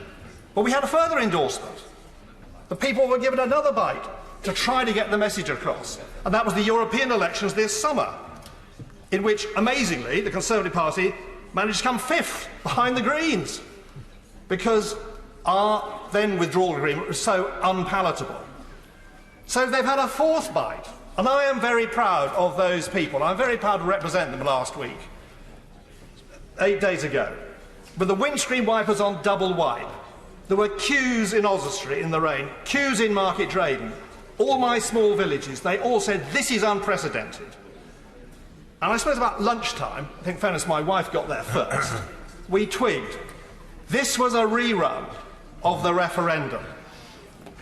Those people had been abused, they'd been traduced, They've been bombarded with propaganda leading up to the referendum, then after the referendum, and since then they were told they were thick, they were told they were racist. We in the RG were told we were fascists, we were Nazis, we were extremists. Yeah. And what did we want?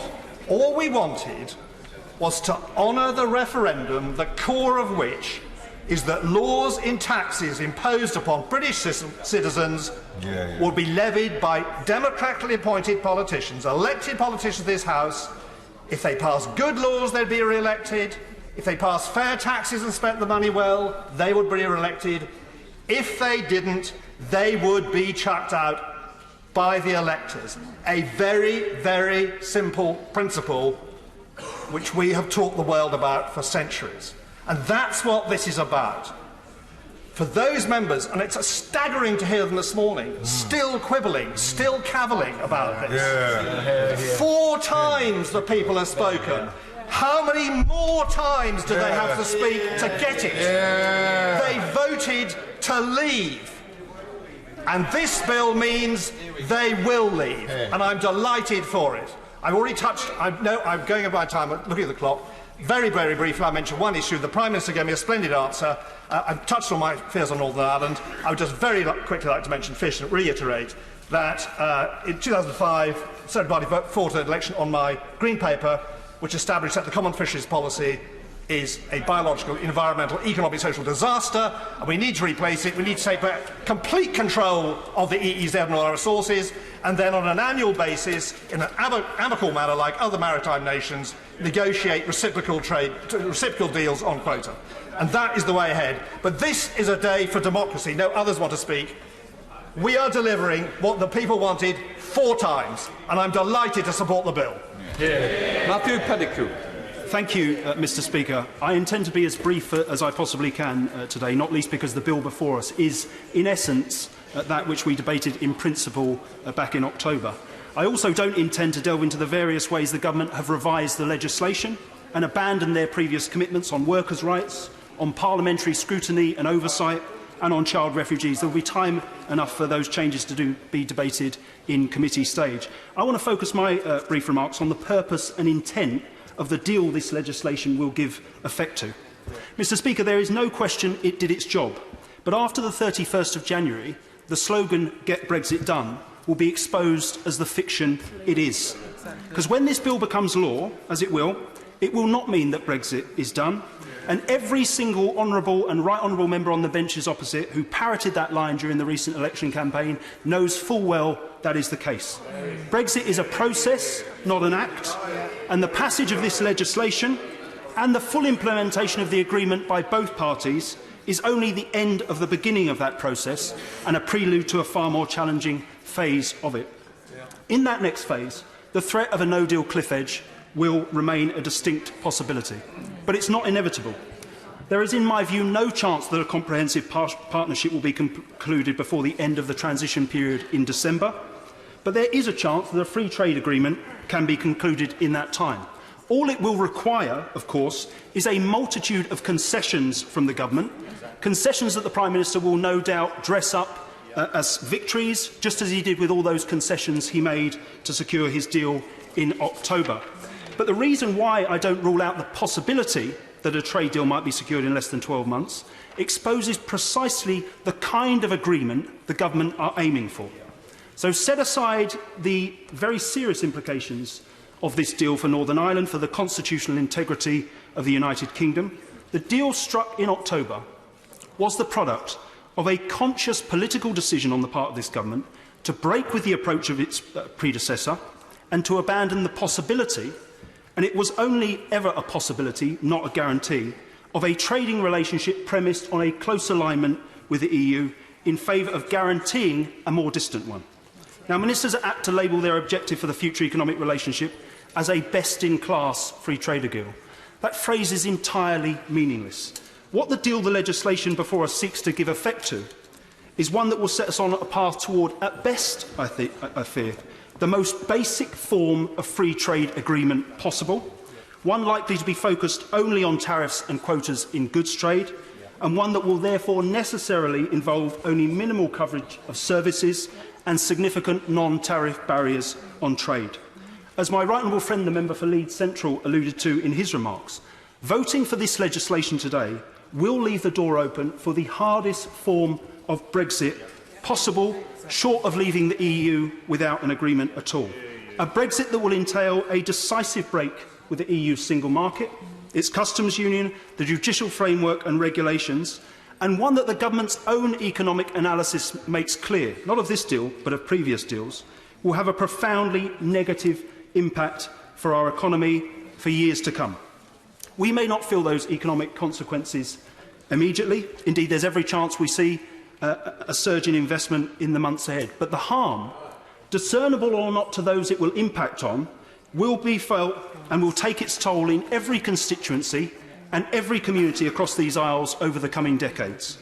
I do not believe that a Brexit of the kind this legislation will facilitate is the right way forward for our country or for those I represent.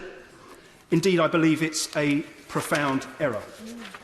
Now, each of those members here today who share that view, indeed each of us who served in the last Parliament, will no doubt continue to question whether we could have done more to avert this outcome. But those of us who returned last week have a chance today to signal our clear opposition to it and to ensure that the deal before us and its consequences are wholly owned by the party opposite. Mr. Speaker, the deal before us was a bad deal for our country in October when the Prime Minister agreed to it. It remains a bad deal today, and I'm afraid the scale of the government's victory last week has done nothing to alter that fact or my very firm conviction that the right thing to do today is to vote against it in principle. Rachel McLean.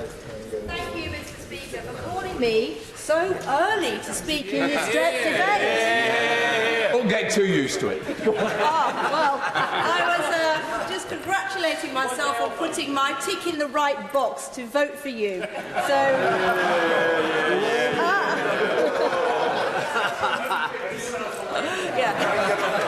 It is indeed wonderful to see you in the chair, and congratulations on your election. And I do hope this ushers in the start of a brave new Parliament, not just for me, myself and my speaking, but of course for all of us and for the country, Mr. Speaker. Now, in the general election that took place only just over a week ago, which seems incredible, I was returned to this place with over 63% of the vote.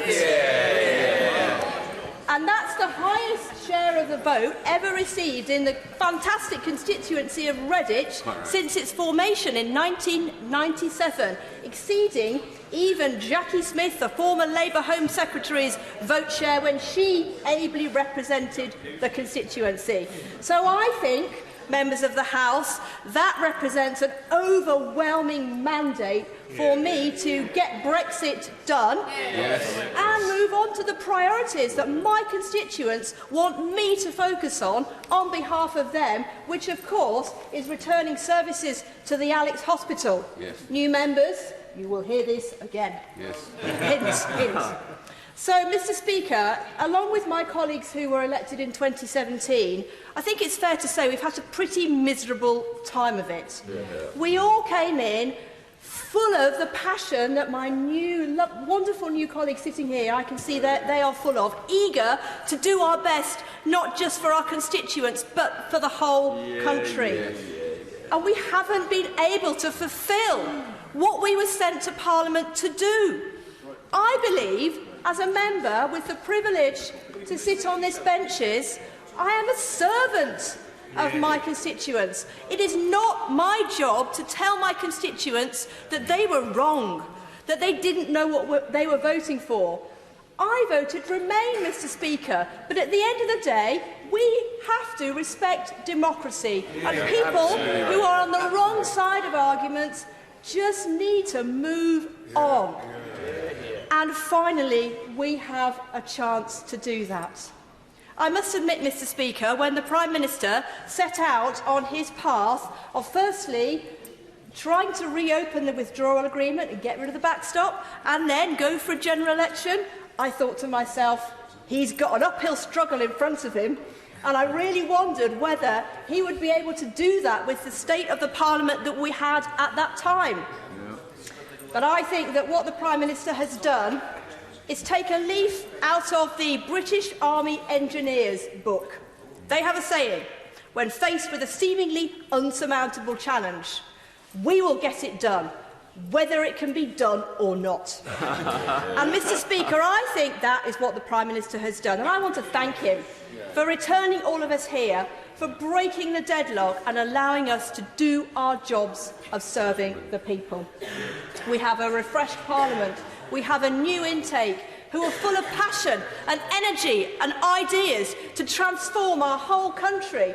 And we can finally do that. I can think of no better way to finish this brief session of Parliament than by wishing everybody a very, very Merry Christmas, including yourself, Mr Speaker, including the clerks in the House, including all the doorkeepers who've worked so hard to make us all feel welcome, all the staff who have helped. I know what it was like. It was only 2 years ago when I was here, how confusing it was. They are so patient and so lovely, and I will definitely be voting in the I lobby for this bill, in case anyone was in any doubt at all, to honour my constituents' democratic wishes, the lovely people of Redditch who put me here, and I want to wish everybody a very Merry BrExmas.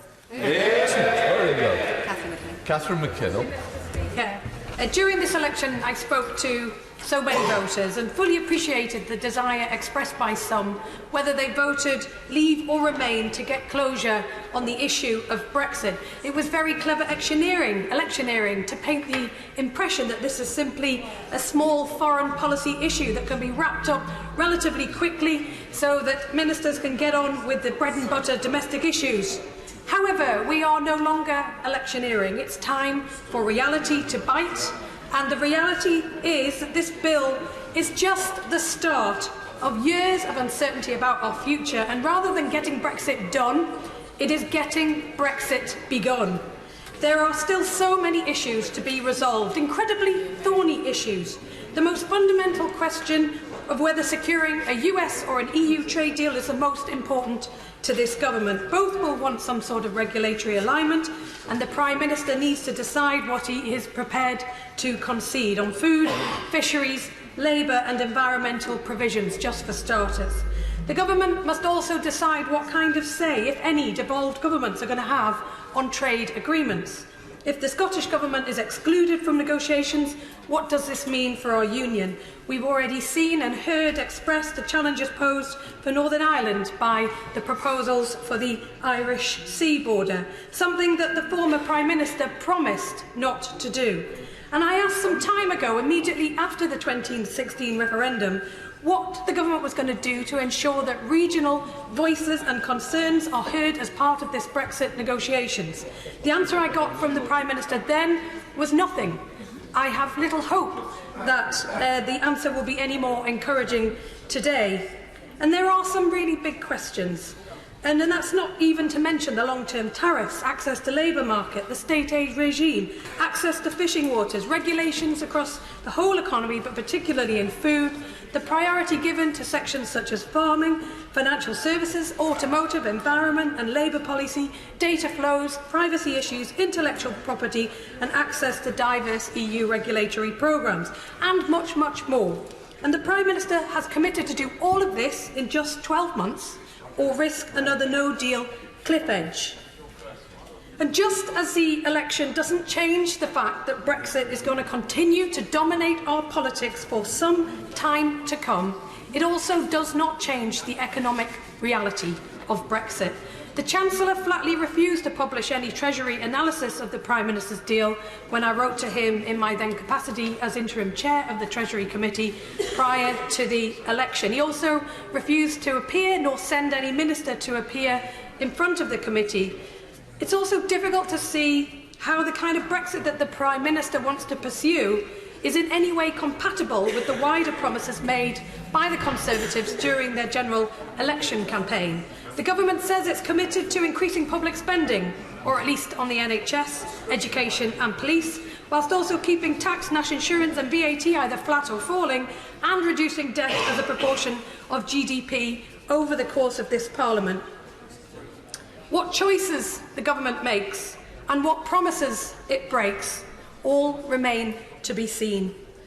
But I wanted to say as well that I am truly sorry that despite parties offering a final say on any Brexit deal winning 53% of the vote in the general election, and all the public polling indicating that the majority of the British public think it was wrong to vote to leave the EU back in 2016, that the voting public will not get to have their say on the final Brexit deal. And indeed, that's precisely why the Prime Minister wanted a Brexit general election rather than a confirmatory referendum, despite getting a Withdrawal Act through Parliament on its first reading at its last attempt before Parliament was dissolved. But we are where we are, as they say, and the makeup of this Parliament has changed dramatically, and we will now be leaving the EU at the end of January.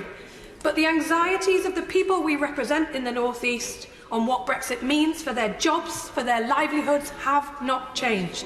The analysis showing the North East will be hit hardest of all has not changed, nor has the threat Brexit poses to the 63% of North East exporters who rely on access to EU markets.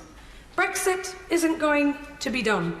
The challenges of the next stage are infinitely more complex than the first, and so I will continue to represent the views, the anxieties and the interests of the people that I represent here in Parliament, and hold this government to account on this monumental change for this country, which I fear many will come to regret. Just before we proceed, could I remind the House again that Mr. Speaker has sought to impose a voluntary 6-minute time limit. Stephen Craig. Thank you, Deputy Speaker. It's a pleasure to follow the member for Newcastle North, and it's a pleasure to be here to hear some really excellent debates already, most notably the maiden speech for the member for Belfast South, and it was a pleasure to hear the speech from my honourable friend, the member for Fareham, who spoke powerfully about the issue of trust. In a sense, Mr. Deputy Speaker, we're ending this year very much as we started 2019, with a debate and a vote on an EU withdrawal agreement. And again today, as I did in January, I will be voting in support of that withdrawal agreement because, first and foremost, I'm a Democrat. I believe in honouring the outcome of the 2016 referendum, and I will support measures to take the United Kingdom out of the EU. But I also believe, Mr. Deputy Speaker, that how we leave the EU really matters. I believe in an orderly exit, and I've been consistent in my support and preference for leaving with a deal, and we have what I think is an eminently supportable deal in front of us. But, Mr. Deputy Speaker, we're also ending this year, I think, actually in a very different place from where we started. All week there's been a sense of a fresh start around Westminster, a page being turned, and I appreciate that that feeling might not be felt equally on both sides of the chamber, but I hope for the whole House of Commons this will be a fresh start, with a new, fresh sense of purpose and direction, because that's what I believe that voters last week put us here to bring, a fresh sense of purpose and direction.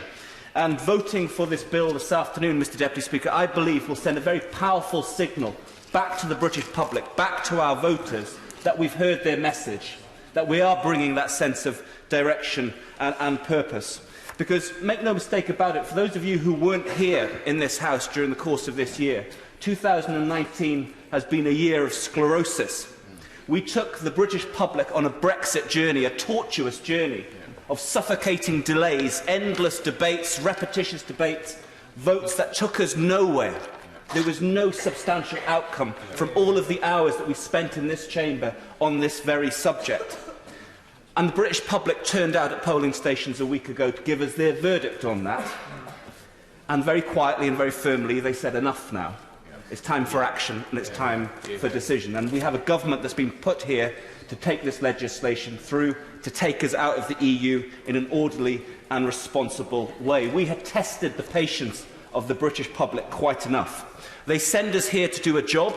Yes, they expect us to scrutinise. They expect us to ask the difficult, challenging questions of government, even our own ministers on our own side. They expect us to work hard at that. But they don't expect us to come here and wilfully block a democratic mandate that they give, as they did in the 2016 referendum. I'll give way once, yes. Thank the honourable member for giving way. Can I just point out, because I know it hasn't been said very much in the last Parliament, The people of Northern Ireland voted to remain, and in every election since, they have reasserted their rejection of Brexit. So when we're talking from the other benches about one nation and all of that, can they recognise that Northern Ireland and Scotland have once again very loudly rejected this Brexit and every other kind of Brexit you could possibly come up with? So I thank the honourable member for that intervention. In fact, I was going to come on to make precisely the point that, as well as being a Democrat, I'm also a unionist. And the election results in Northern Ireland and in Scotland, reaffirming the outcome of the referendum votes there, present a challenge to us in government about how we take forward Brexit. And I am satisfied that we are dealing with Northern Ireland in a very sensitive way. I think we've got work to do in how we address the issue for Scotland. But coming back to the point that I was making, we are sent here to do a job. Voters, our members of the public, don't expect us to block democracy.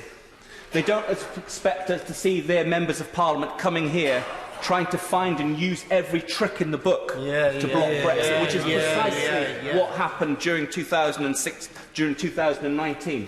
Members of Parliament going to their constituencies at the weekend, telling their Leave voters on a Saturday that they really wanted to get on with Brexit. They really, really wanted to get on with Brexit. And then coming back here on a Monday morning and literally finding and using every trick in the book to block Brexit. So I'm very clear, Mr Deputy Speaker, that I've been put here to do a job by the constituents of Preseli Pembrokeshire, and that is to pass this bill this afternoon as a really significant first positive step forward to implementing the outcome of the 2016 referendum. To vote against it, Mr Deputy Speaker, I believe would be a vote for continuing all of what we saw during 2019. A continuation of 2019, like a winter that never ends, but it's never Christmas, Mr Deputy Speaker.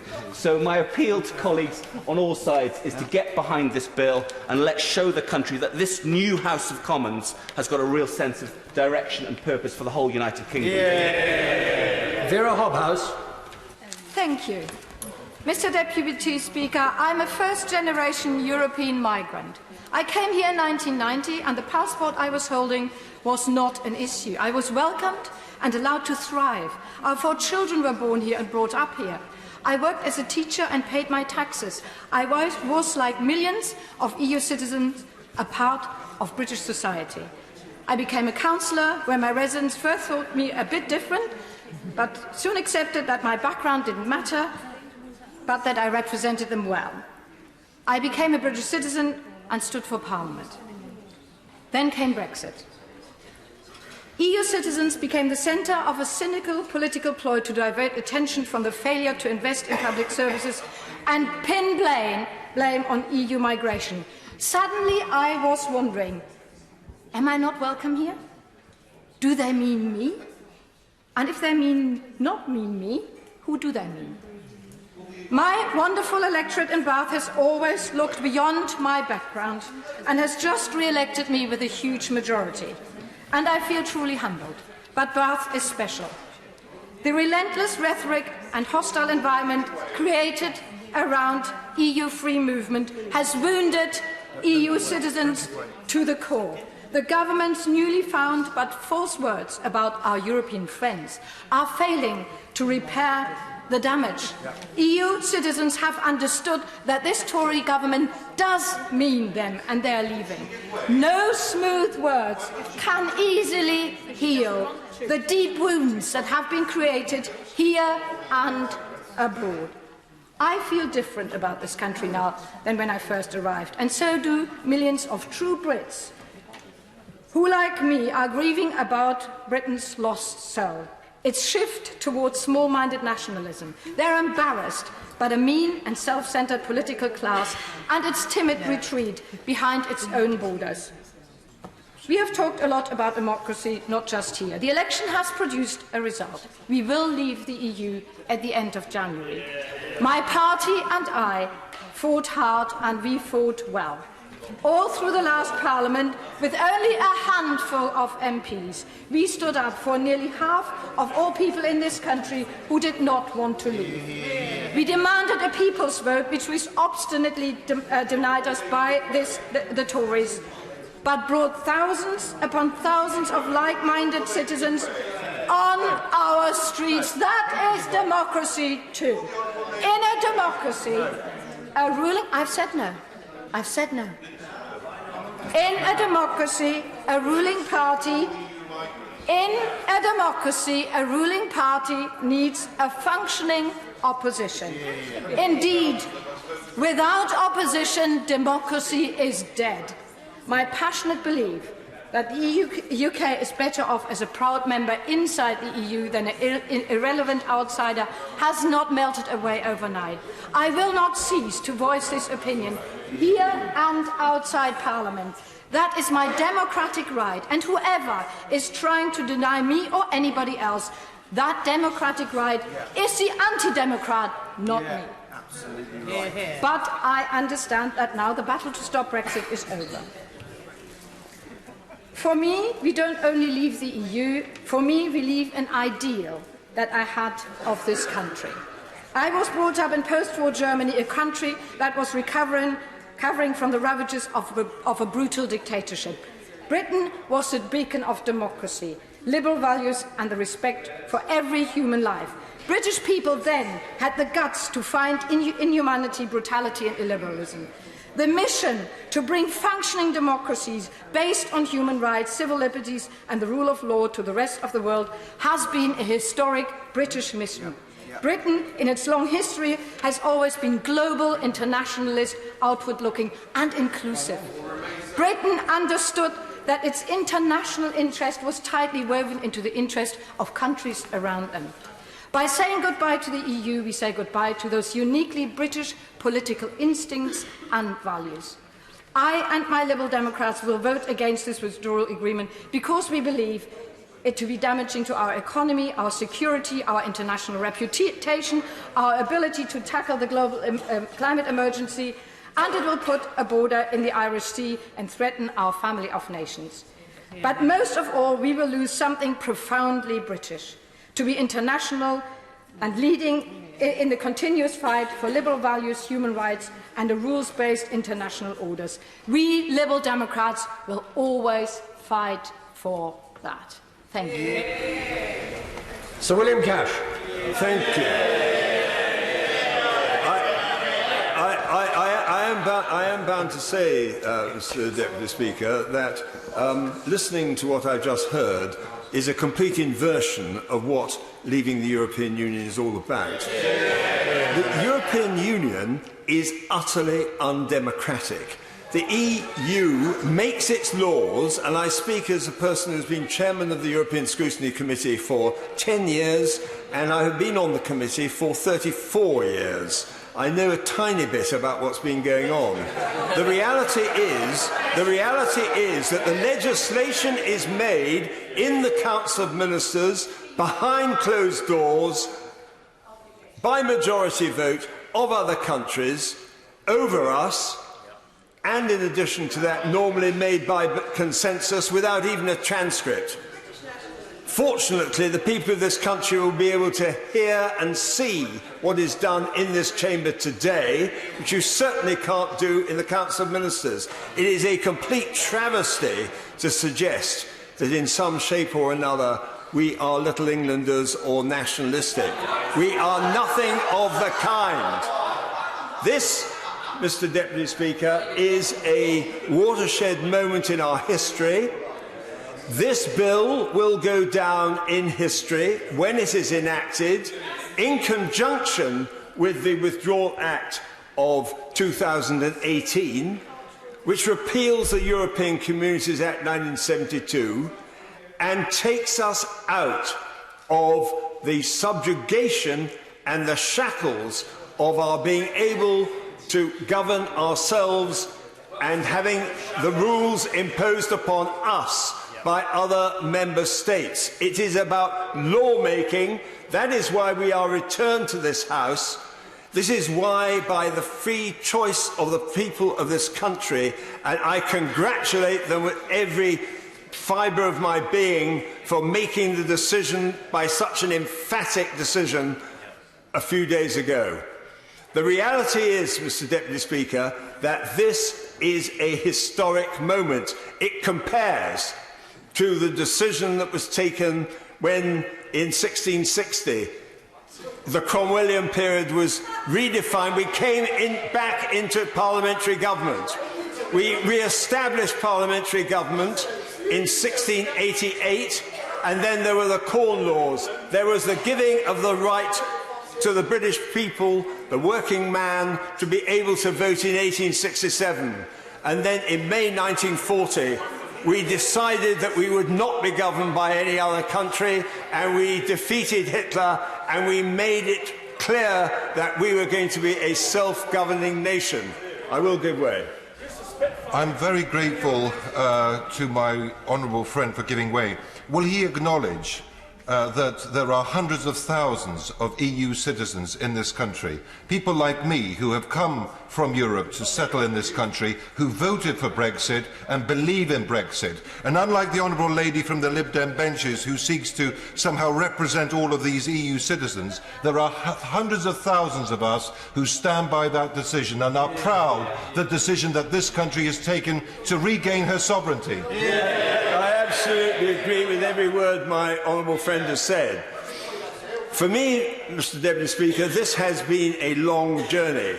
My first amendment on the question of sovereignty was in June 1986, during the Single European Act. I wasn't even allowed to debate it. I was cut off the knees by one of your predecessors for daring to suggest that it should be debated.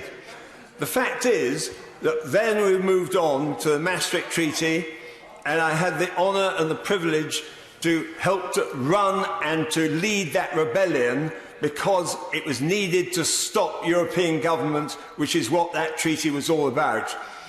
Then we moved on to Nice, Amsterdam, and then Lisbon. And I look around, survey the landscape of this enormous change that's now taking place today, and I see exhausted volcanoes of former prime ministers who've been constantly on the media telling us that we got Brexit wrong. No, we did not. And furthermore, Mr Deputy Speaker, not only did we get it right, the British people absolutely 100% know that this is one of the great moments in British history. We have been shackled by the European Union. Yes, we will continue to trade with the European Union. Yes, we will have global trading. Yes, we will have our democracy and our sovereignty back. This is a great moment in our history, and I can only say that, as far as I am concerned, one of the most important two clauses in this bill are clauses 29 and 38, one of which gives the right of the European Scrutiny Committee to determine whether or not the matters of national vital interest need to be protected from legislation which during the transitional period may well be brought in against us by the European Union from behind closed doors, as in the case of the ports regulation, for example, only a few years ago, which was objected to and was absolutely resisted, not only by the members of the committee, but also by all the trade unions and also all the port employers. Yet it was imposed upon us. And by the members, the former minister says, and by him as well. We were overridden. This Parliament was treated with contempt, despite the fact that we were completely against this ports regulation. So the other clause is the one which relates to parliamentary sovereignty. And I am glad to note that the wording in that clause is identical to the wording in certain respects that I put forward in June 1986. Perhaps that long journey has been proved to be worthwhile. So I congratulate the Prime Minister on what he has achieved. And above all else, I congratulate the voters of this country, particularly those in Labour seats. I was brought up in Sheffield. I saw the destruction of the steel industry. I saw the destruction of the coal industry. Yeah, I saw it. No, it was done. No, it was done. Look, I'm not going to take any lessons from the gentleman on the front bench. I voted against the closure of the coal pits. I was one of the very few people. I'm just telling you that it was the European coal steel community that was at the root of the problem, and the people as a chairman, as a vice chairman of the coal communities all-party group, I can tell you, I work with Labour members of Parliament on these questions.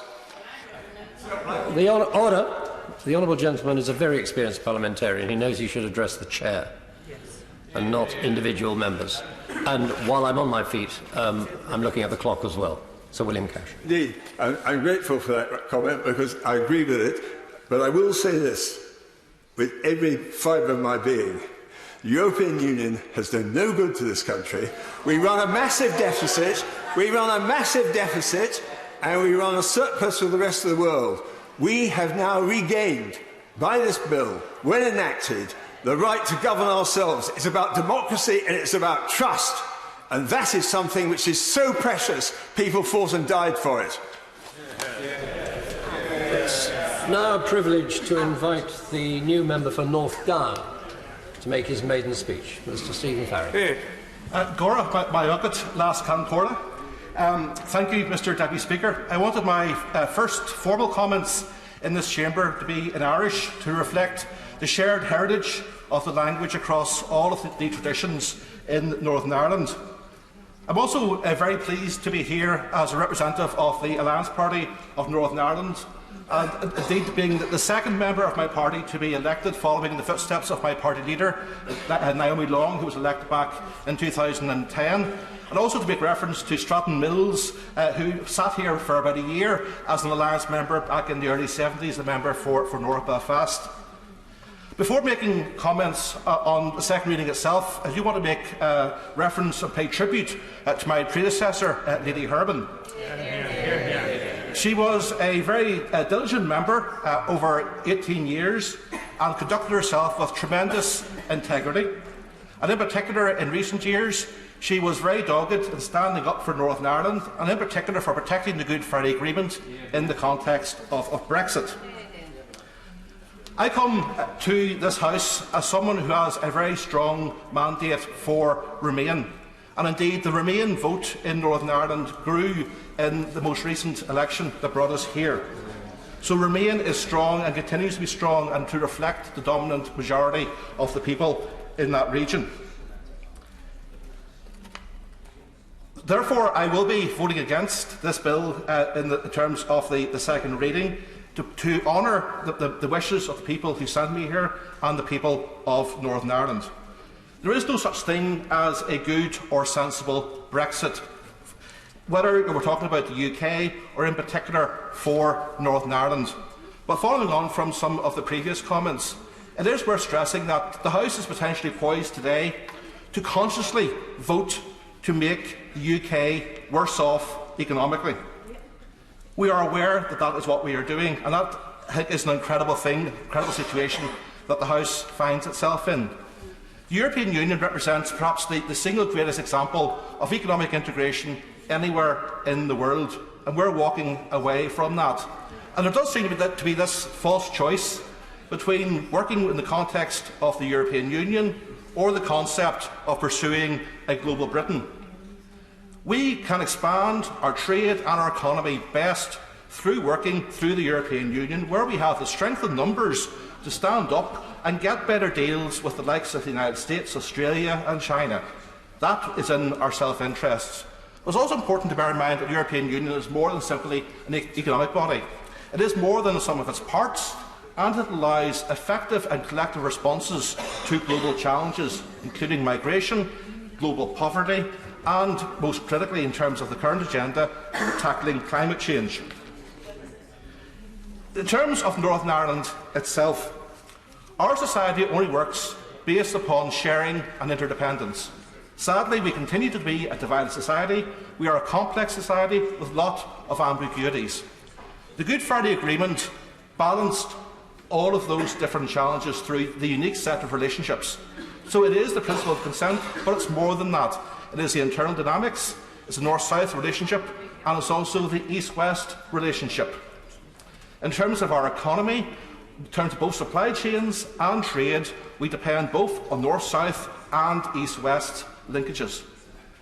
The challenge of Brexit is that if we don't go for a soft Brexit, as defined by the UK staying inside the customs union and the single market, then we are facing a situation where Northern Ireland will be confronted with some form of border, boundary, interface and a degree of friction. And that is a very regrettable situation. Any perception of a border creates the feeling of winners and losers. And in the context of a place like Northern Ireland, where we are inching slowly towards a better, more reconciled and integrated society, that has the potential to be very damaging and indeed destructive. The deal that was negotiated by the Right Honourable Member for Maidenhead, I think, was a better attempt at a soft landing than the current deal negotiated by the current Prime Minister. Indeed, the previous deal had the pragmatic support of the Northern Ireland business community, an unprecedented level of commitment from them in terms of what can be viewed as a rather contentious political issue. But they understood that it was a genuine attempt to address the issues. The current proposal from the Prime Minister is a much more challenging situation for Northern Ireland. And while it does certainly maintain an open border on the island itself, it does create a much more problematic situation down the Irish Sea than people had a right to expect and was originally anticipated. To be clear, some degree of checks down the Irish Sea can be managed. Indeed, there are already precedents in that regard, and Northern Ireland has always done things differently since the early 1920s. Nor do I see the notion of any sort of special deal for Northern Ireland or an interface as being a constitutional question. But what has been put down so far is going to be very challenging in terms of our economy, particularly in terms of the East-West interface, but also the West-East exchange as well. Some estimates are putting the compliance costs as high as potentially as £300 million per year for our businesses. That simply can't be sustained. So rather than Northern Ireland having a foot in both camps, Northern Ireland risks becoming peripheral. The Prime Minister, throughout the election campaign, has been very clear that there will be no checks down the Irish Sea. That's clearly at odds with the view of most experts and most people who have looked and analysed the deal so far.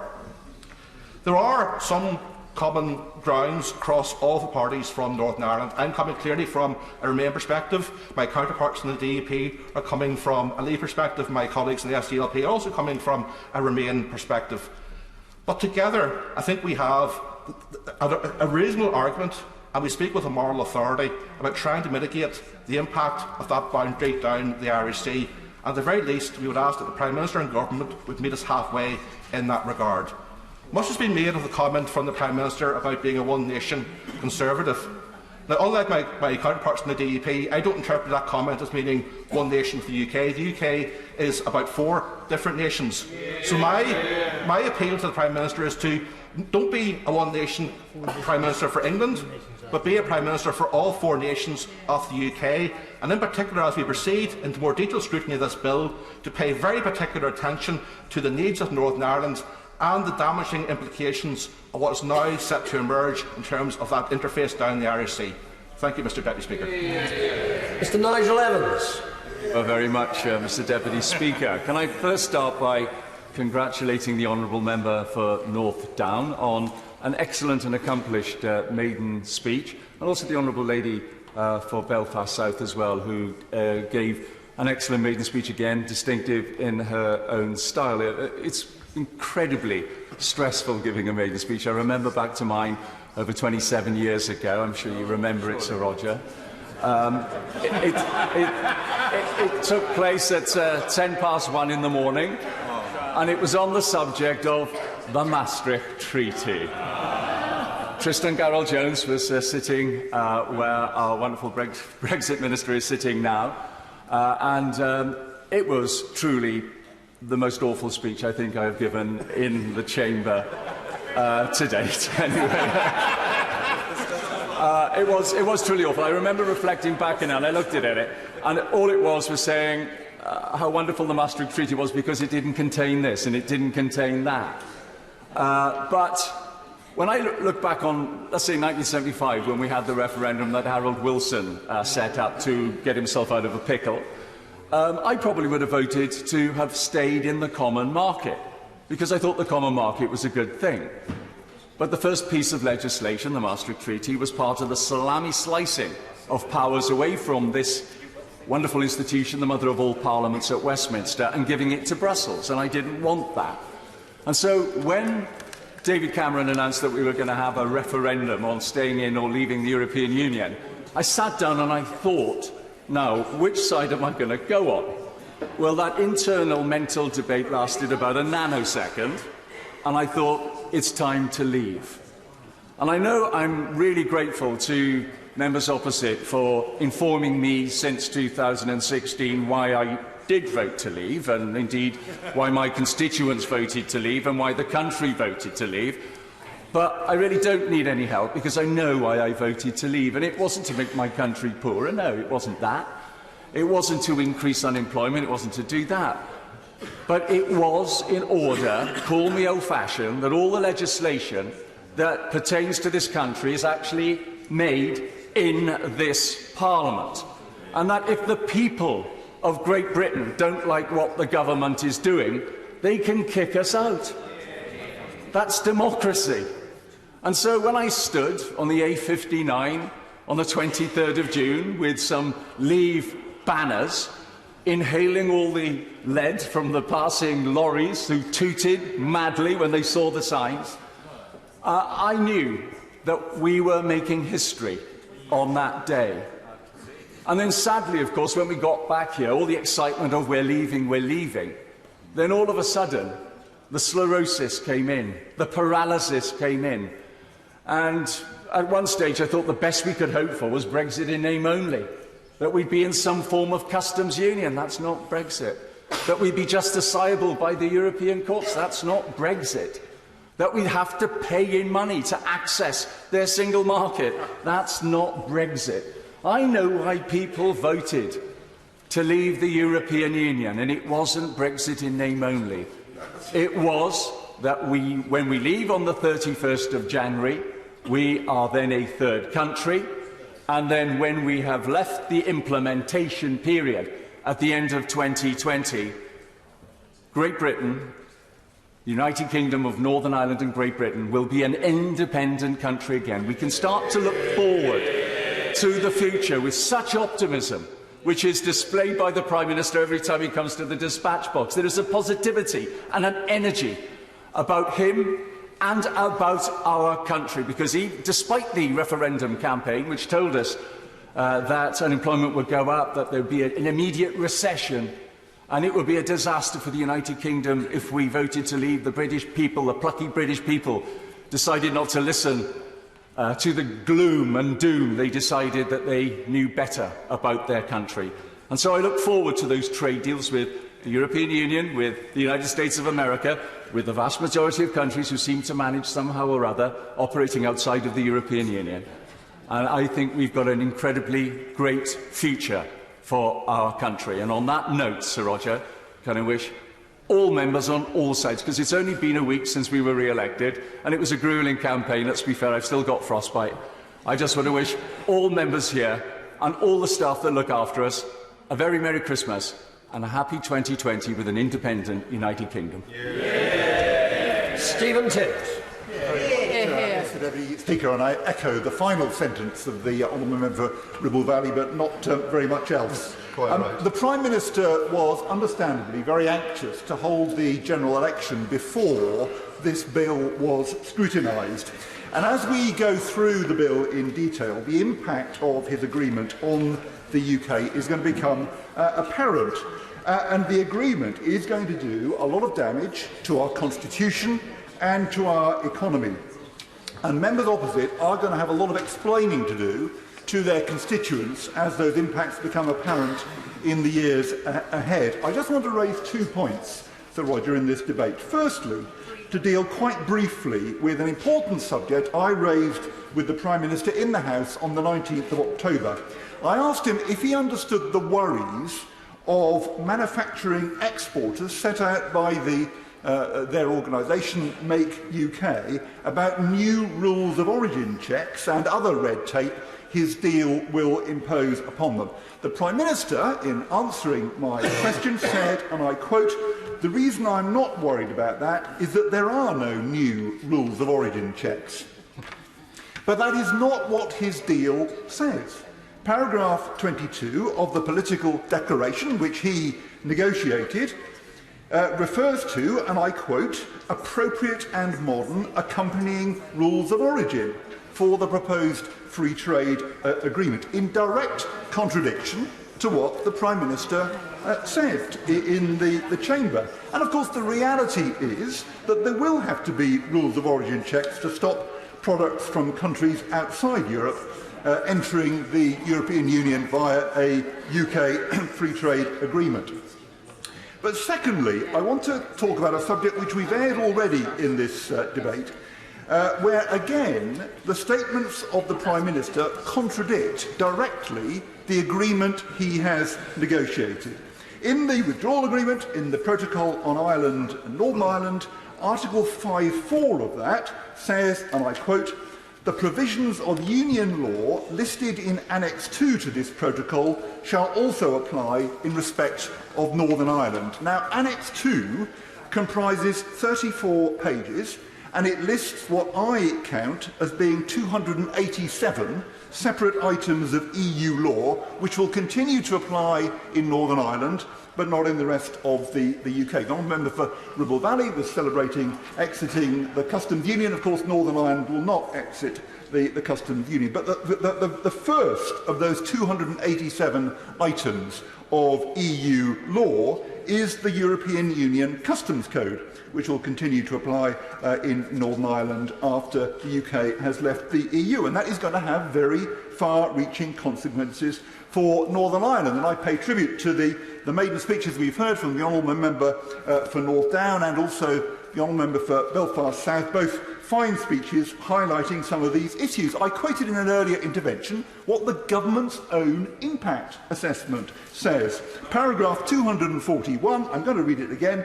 Goods moving from Great Britain to Northern Ireland will be required to complete both import declarations and entry summary declarations because, this is the government's own impact assessment, because the UK will be applying the EU's Union Customs Code in Northern Ireland.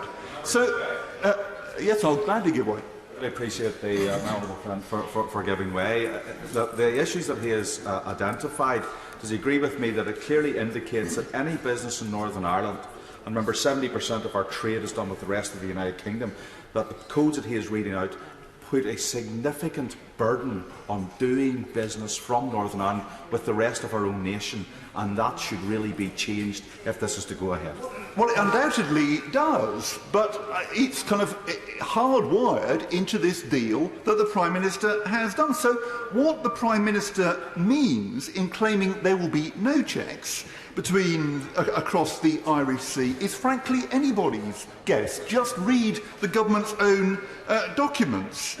The Prime Minister's statement is quite clearly untrue. The Treasury presentation on the Northern Ireland Protocol that we've been reminded of already makes the position clear. I'm going to quote it.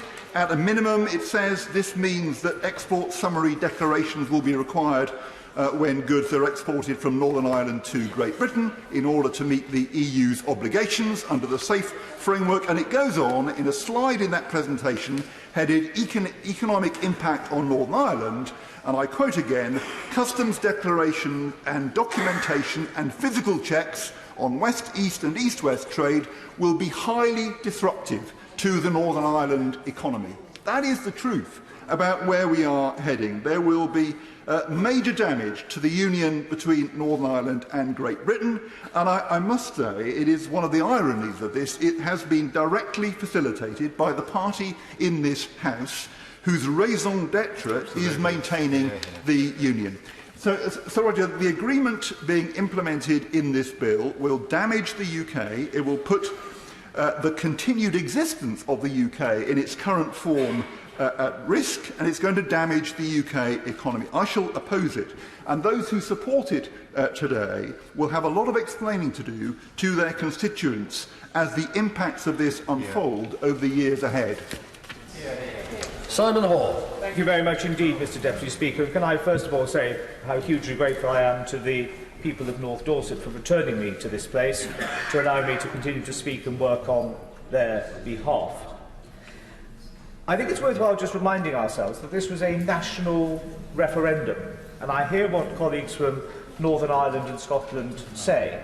But we didn't say that all 4 constituent parts of the United Kingdom had to vote uniformly. It was a national referendum on a first-past-the-post basis.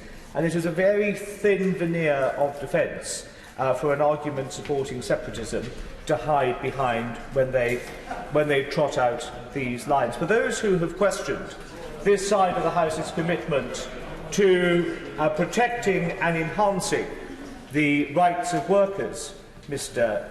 Deputy Speaker, I hope it won't embarrass or upset the opposition too much when I point out that my party is now the party of the workers of this country.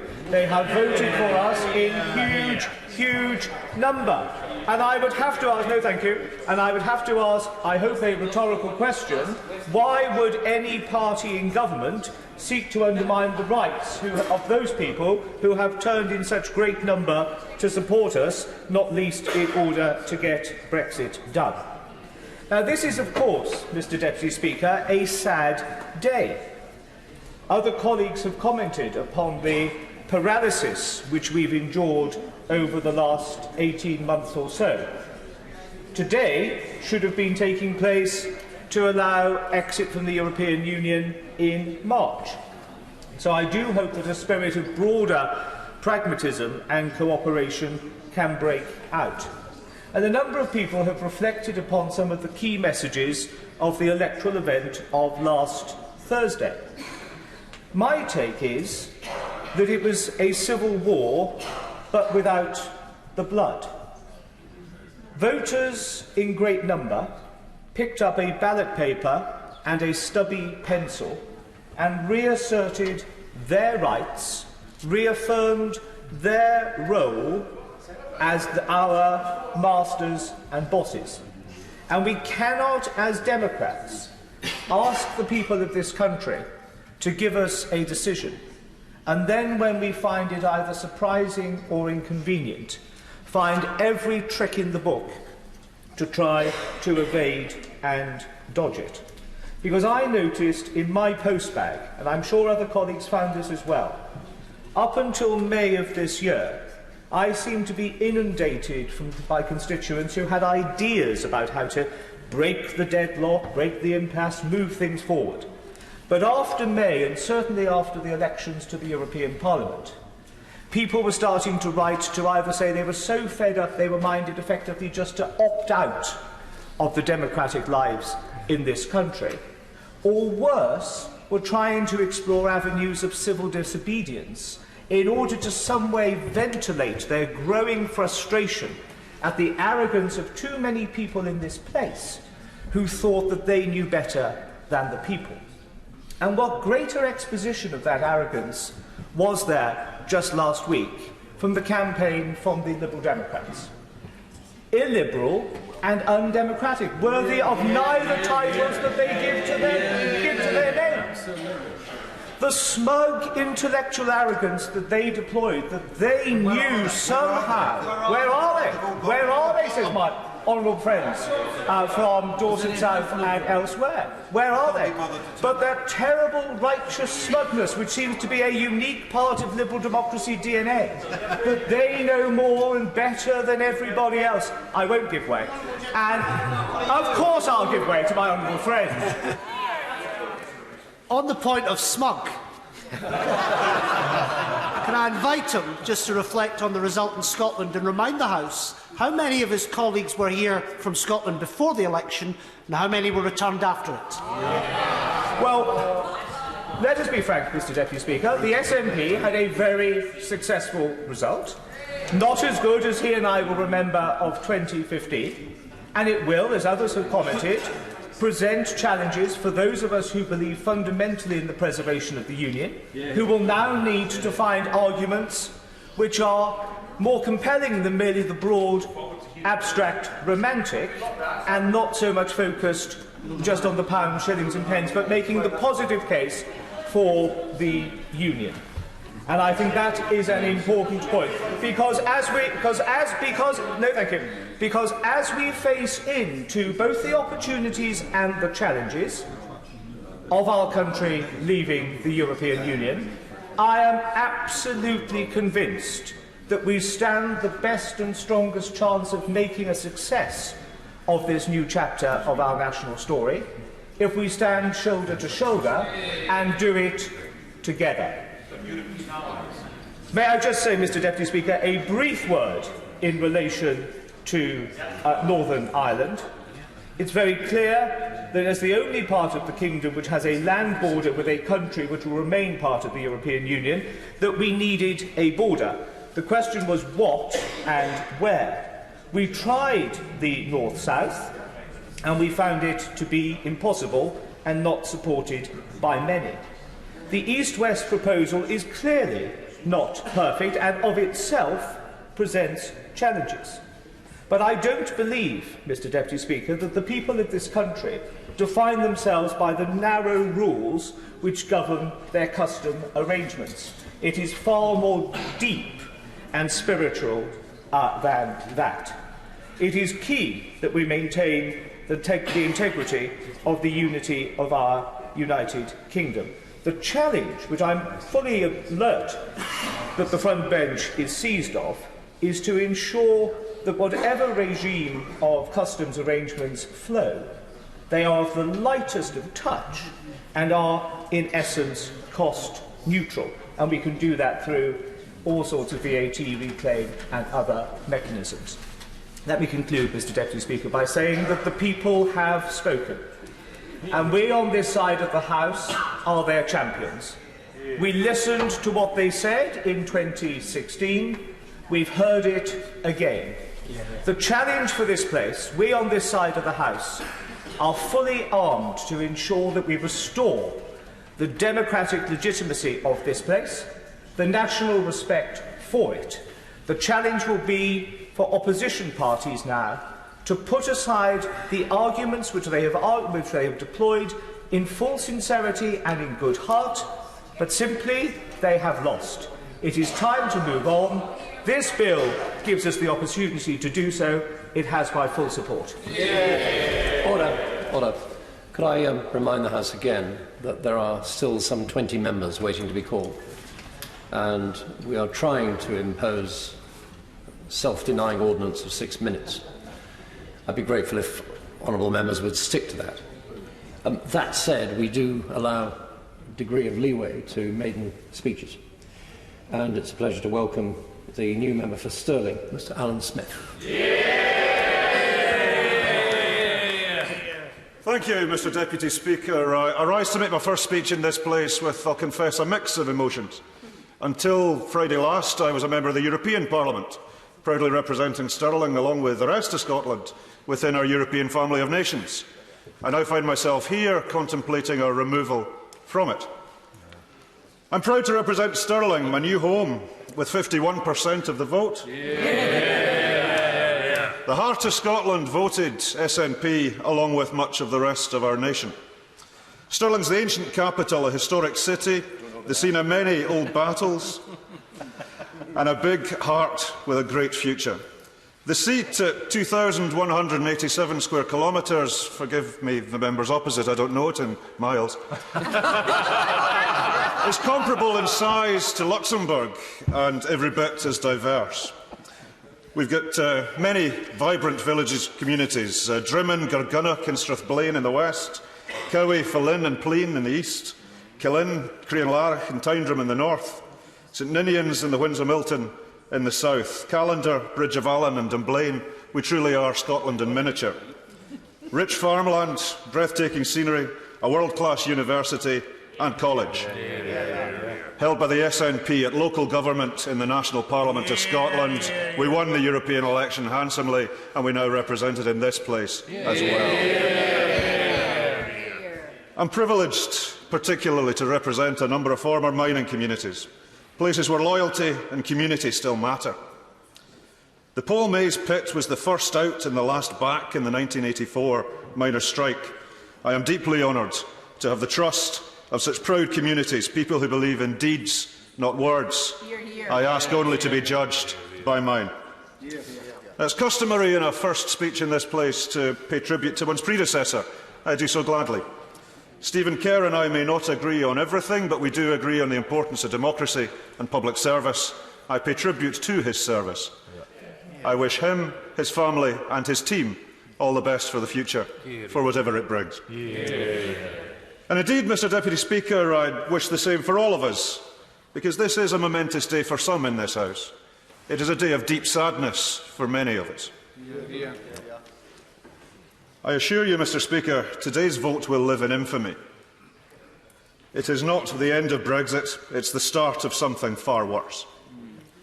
And it is an arithmetic fact, not a matter of opinion, an arithmetic fact that Scotland has not consented to this. We're not leaving the European Union. We're being dragged out against our will by a government we rejected. And hence my mixed emotions. I stood for this place to try to stop Brexit. I won Stirling with 51% of the vote. The SNP won 80% of the seats in Scotland. The pro-EU Lib Dems won 4 more. And yet, despite that, Brexit is happening, I now accept. But I would counsel the benches opposite to beware hubris.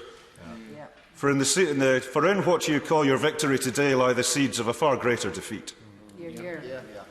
I understand from some of the interventions previously there are some scholars in the House. Well, may I suggest some festive reading for you all, the history of Czechoslovakia. Start around January 1991 and see what happens. A union can only, and the United Kingdom is a union of nations. Do us the courtesy of using the right words.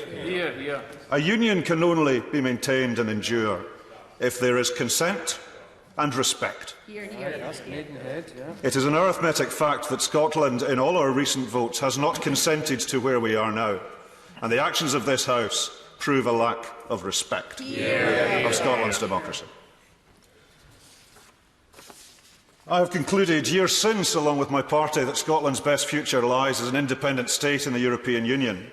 Many people in Stirling agree with me, many do not, and that is an ongoing, lively conversation.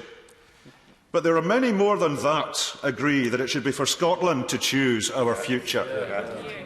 And what is being done to us today is a grave, deep injustice that will not stand and will have consequences. We in these benches have long said that this place doesn't work for Scotland. In passing this grubby, shabby bill today, you will prove us right. Today will not be the end of this matter, however wishful thinking may be employed on the opposite benches. Scotland is a European nation, and Scotland will be heard. Mark Francois. Thank you, Mr Deputy Speaker, for calling me to speak in this historic debate. I have the privilege to follow the new Honourable Member for Stirling, who I must say spoke very well.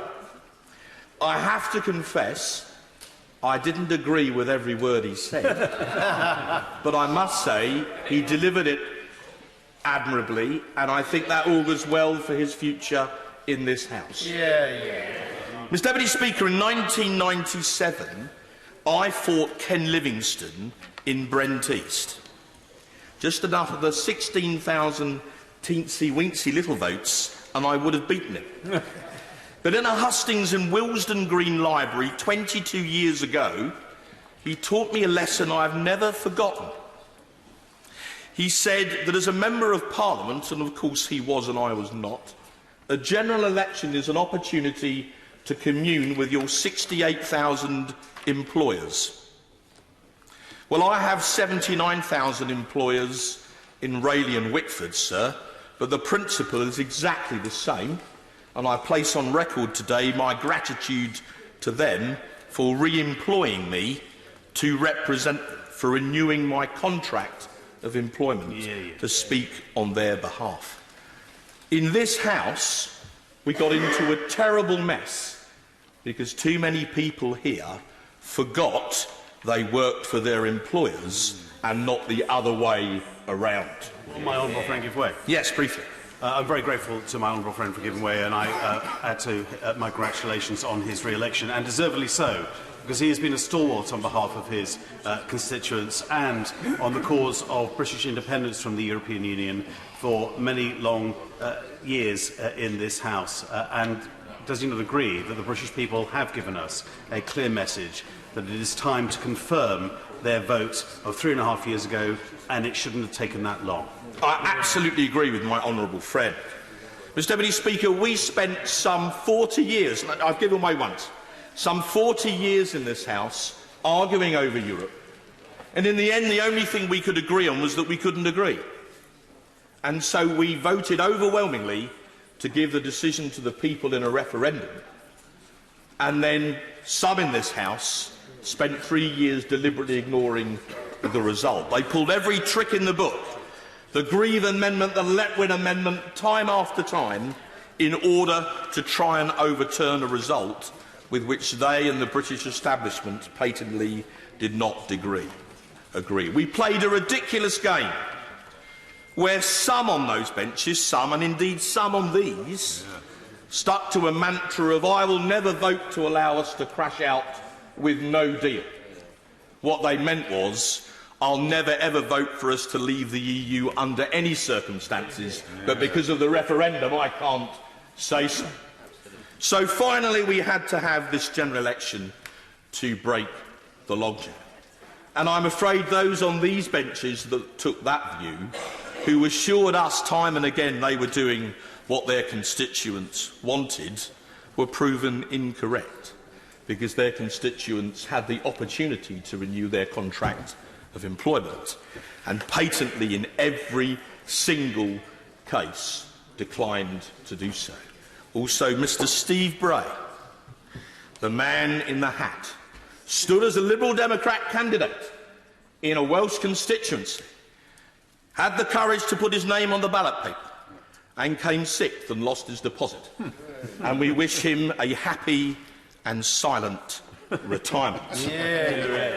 Mr Deputy Speaker, the war in this place over Europe, and it has been a war, is finally coming to a close, not because there was a truce, but because the British people imposed their will on us and told us unequivocally in the general election they wanted to leave. Many here had argued for 2 years for a people's vote.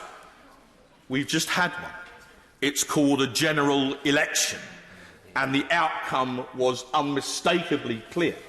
The people of this country peacefully and democratically voted to get Brexit done. So, Mr Deputy Speaker, we will leave the European Union at 11 p.m. GMT on the 31st of January, and I hope, Mr Speaker, in line with EDM2, the House authorities may allow Big Ben to chime at that time to mark that historic occasion, because, by God, after all this, we're not doing it again. But when we vote on this bill, when the bells ring this afternoon, Mr Speaker, we will be doing so to obey the instructions of the British people. They have given us an unmistakable order to leave the European Union, and we will vote for this bill in order to comply with what our employers have told us they want us to do. It could not be clearer, and as my honourable friend from North Shropshire, with whom I have fought this battle for many years, so clearly said, it's called democracy. Mr Deputy Speaker, the people have spoken, and we will listen. We will do what they want, and when the sun rises on the 1st of February, it will do so on a free country. Mr Deputy Speaker, all I want for Christmas is not you. Emma Littlebuck. Thank you very much, Mr Deputy Speaker.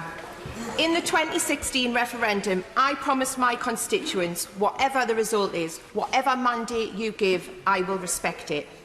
In 2017, I stood on a manifesto that said I would continue to respect that mandate, would work for a deal and to avoid no deal. That is exactly what I did.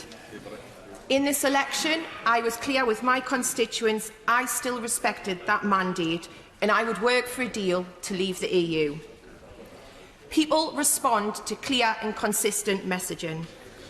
My party's catch-all Brexit policy failed. Today was and still is an opportunity to stop this procrastination, to send a message to our lost voters, the voters our party was created to give a voice to in Parliament, that we do hear them, we do value them, and we do genuinely want to rebuild their trust. I am fed up of hearing we need to listen more to our working class communities, communities that some people in here speak of as a kind of homogenous bloc, whom they all assume, think and feel exactly the same way. They certainly do not. Many of us in here listen to our communities every single day. Some of us who did that are no longer in this place because others refuse to hear or act on the voices of their constituents that they so passionately articulated. I am deeply saddened that my right honourable friend, the former member for Don Valley, who has been an utterly fierce champion for democracy, for her constituents and for those of us who wanted to honour the promises we made to our voters, is no longer with us on these benches. She, along with my honourable friends, the former members for Great Grimsby, Crewe and Nantwich, Stoke-on-Trent North, Stoke-on-Trent Central and Lee, were, and I know they take absolutely no pleasure in this at all, right on this every single step of the way. This debate and this place is poorer without them. Just over 8 weeks ago, they and I voted for second reading of this bill. And although it has now changed, in my time in this House, we've often voted for second reading of bills.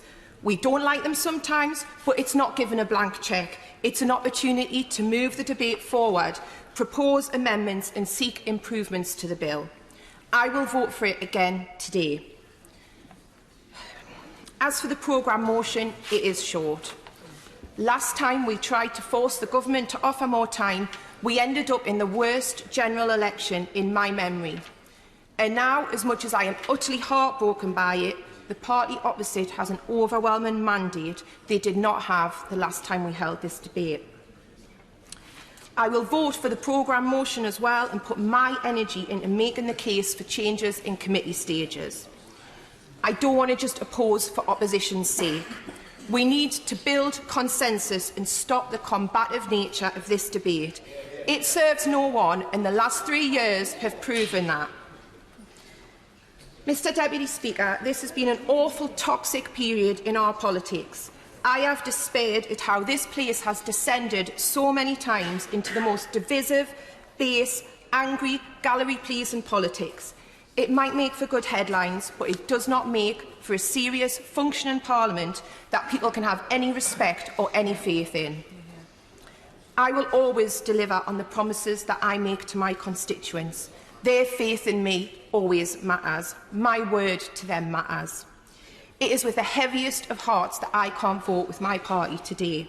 But I will always put my constituents before everything else, because the day I don't is the day I no longer deserve the honour of being their voice in this place.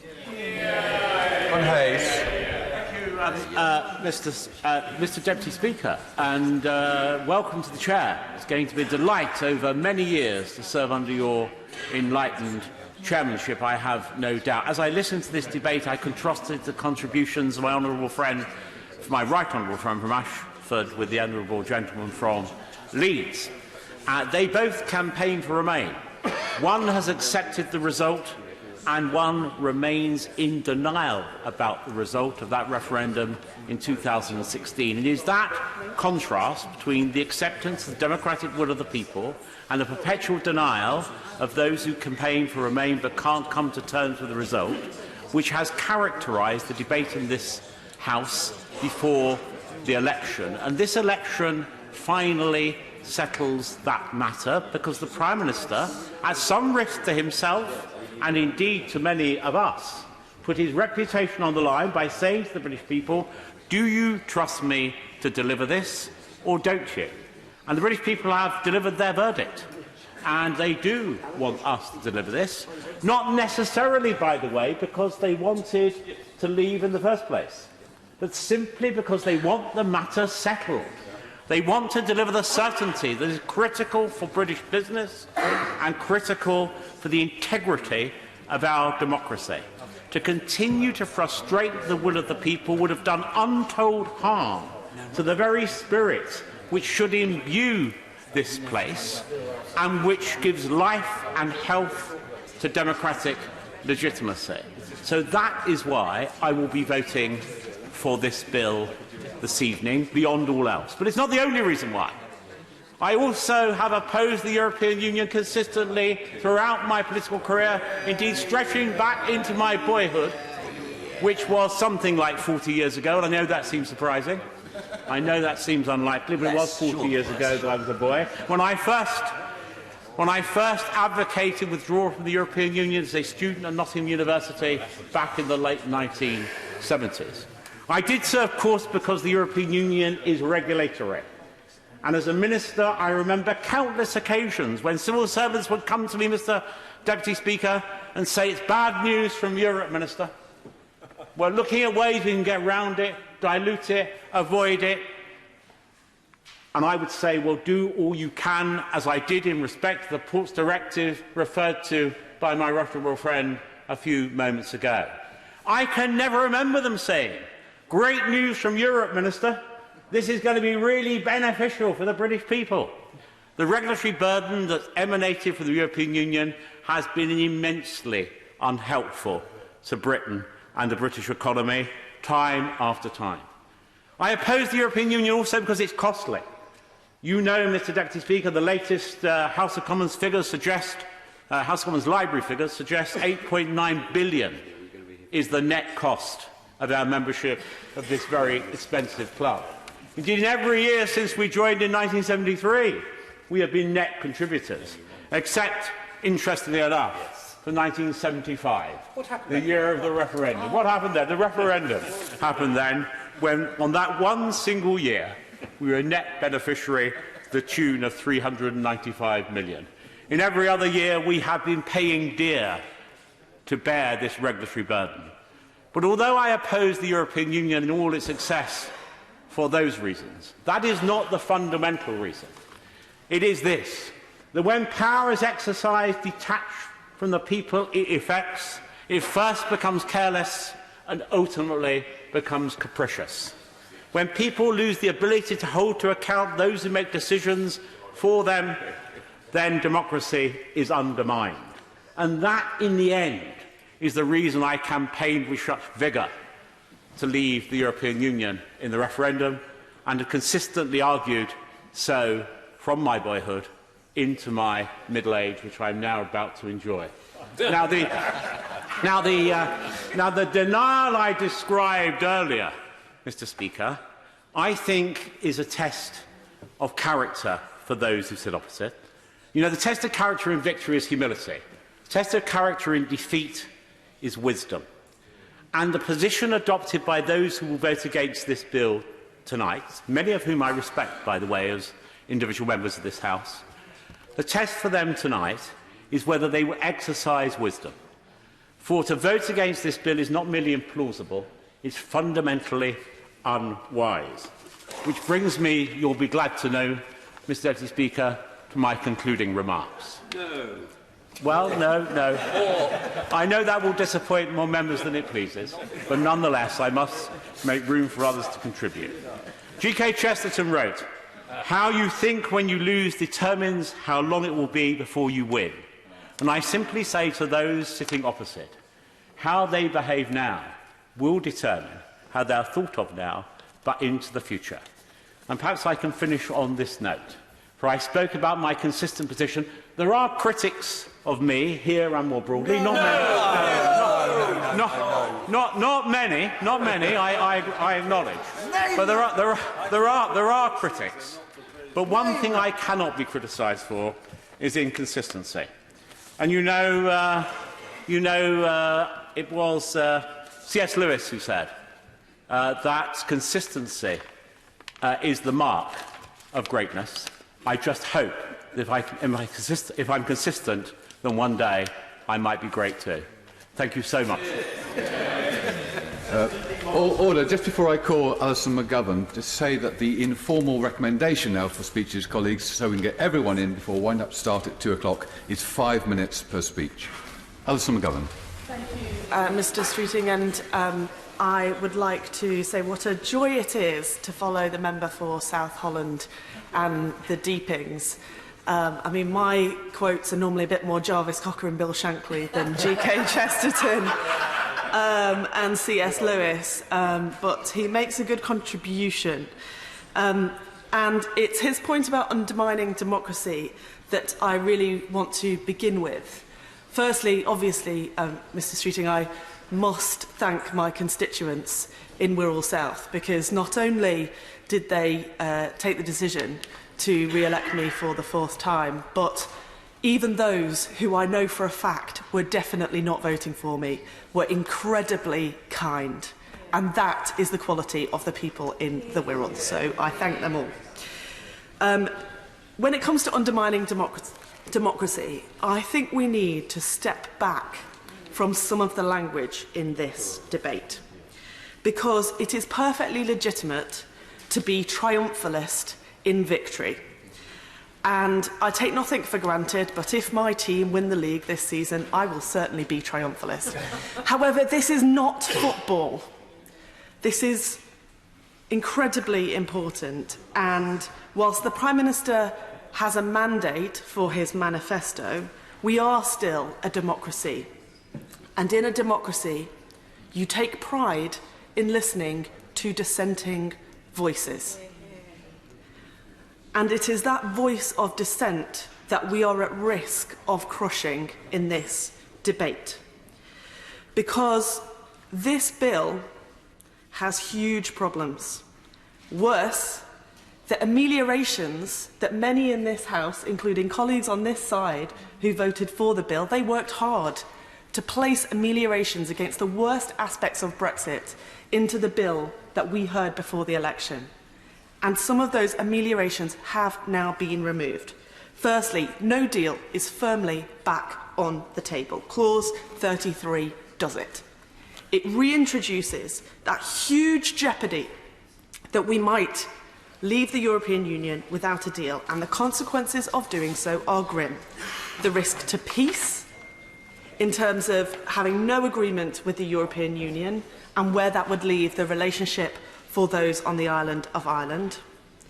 The fact of the limit to medicines, where no deal could mean significant problems for medical supplies on cross-channel routes, and the immediate impact on the health and lives of people in Britain. And finally, we know what no deal would do to food supplies. So reintroducing that risk using this bill is a massive mistake. And I'm not going to rehearse all of the reasons why this idea that it's necessary for a negotiating position are wrong, because we know it's wrong. The Prime Minister wants to do it, and I'm afraid if he thinks the days of hearing objections to that negotiating stance are over because we have a new Parliament, Mr. Streeting, he is very much mistaken. Secondly, from discussing a hard border on the island of Ireland, we will now be discussing a hard border in Merseyside. Because the impact of having that border in the Irish Sea for my constituents in the Wirral, for people who live in Liverpool and in Sefton, where the Port of Liverpool is, and the cross-channel ferries between Birkenhead and Belfast are significant. And if people in this House think that because Merseyside votes somewhat counter to the national trend, they will be forgotten, I am telling them they are wrong. Because the people of Merseyside want to know that Brexit is not going to do such an irreparable damage to our relationships, both commercial and of friendship, between ourselves and the people on the other side of the Irish Sea. So we will be making our objections to this clear. I want to know what assessment has been done, specifically an economic assessment of the impact of this policy. And we heard great maiden speeches for the members for Belfast South and North Down earlier, who made these points clear. Brexit to us is not just a risk to our economy, it's a risk to our identity. And we won't allow that point to go unheard. Finally, on parliamentary sovereignty, briefly. the former member for Stoke North, Gareth Snell's efforts to get us in this House a say, to get a parliamentary lock on the future relationship, unfortunately have now failed. The Prime Minister has ripped up commitments that he made to people who were prepared to vote for his deal. I think that is an unworthy thing to do, and I think he should have kept those parliamentary locks in this bill. So, in conclusion, Mr. Streeting, on any economic measures, the consequences of this bill are grim. And the democratic consequences of this bill are worse. The big question now, given the result of the general election, and I would just say to the Conservative Party, yes, they won a general election, but some seats they won by a number of hundred votes. So I wouldn't use those few hundred votes in crucial places as a mandate to forget all the people who didn't vote for them in those areas. So the Prime Minister has got control of this House now, and he can drum his Brexit through. But that's not the real question. The question is, when there are nations in our union and cities in our country that do not consent to the Prime Minister, and when he has shown so little care for those places, how will he respond? Because if his future is one where it's his way or nothing, then my party will need to plan an alternative future. And that is the work that we on this side will now get on with. Richard Drax. Thank you, Mr. Deputy Speaker. And before I start, can I thank the voters of South Dorset for returning me? I'm humbled to be returned again and look forward to serving them to the best of my ability. The Prime Minister is not here, nor is the Speaker, but I also welcome them both to their places. The Prime Minister, because I backed him and I believe he is the man for the job. The Speaker, because I believe he will bring integrity back into this place that sadly was beginning to be lost. Can I also welcome new members? It is an absolute pleasure to see them all here, particularly, dare I say, on our side of the House. Years ago, it seems like years ago now, before I was elected in 2010, I adopted a battle cry. It was, "We want our country back." In fact, it was so good that Nigel Farage nicked it when he was in charge of UKIP, and he freely admits that. That wasn't some sort of xenophobic, Union Jack, waving, isolationist standpoint.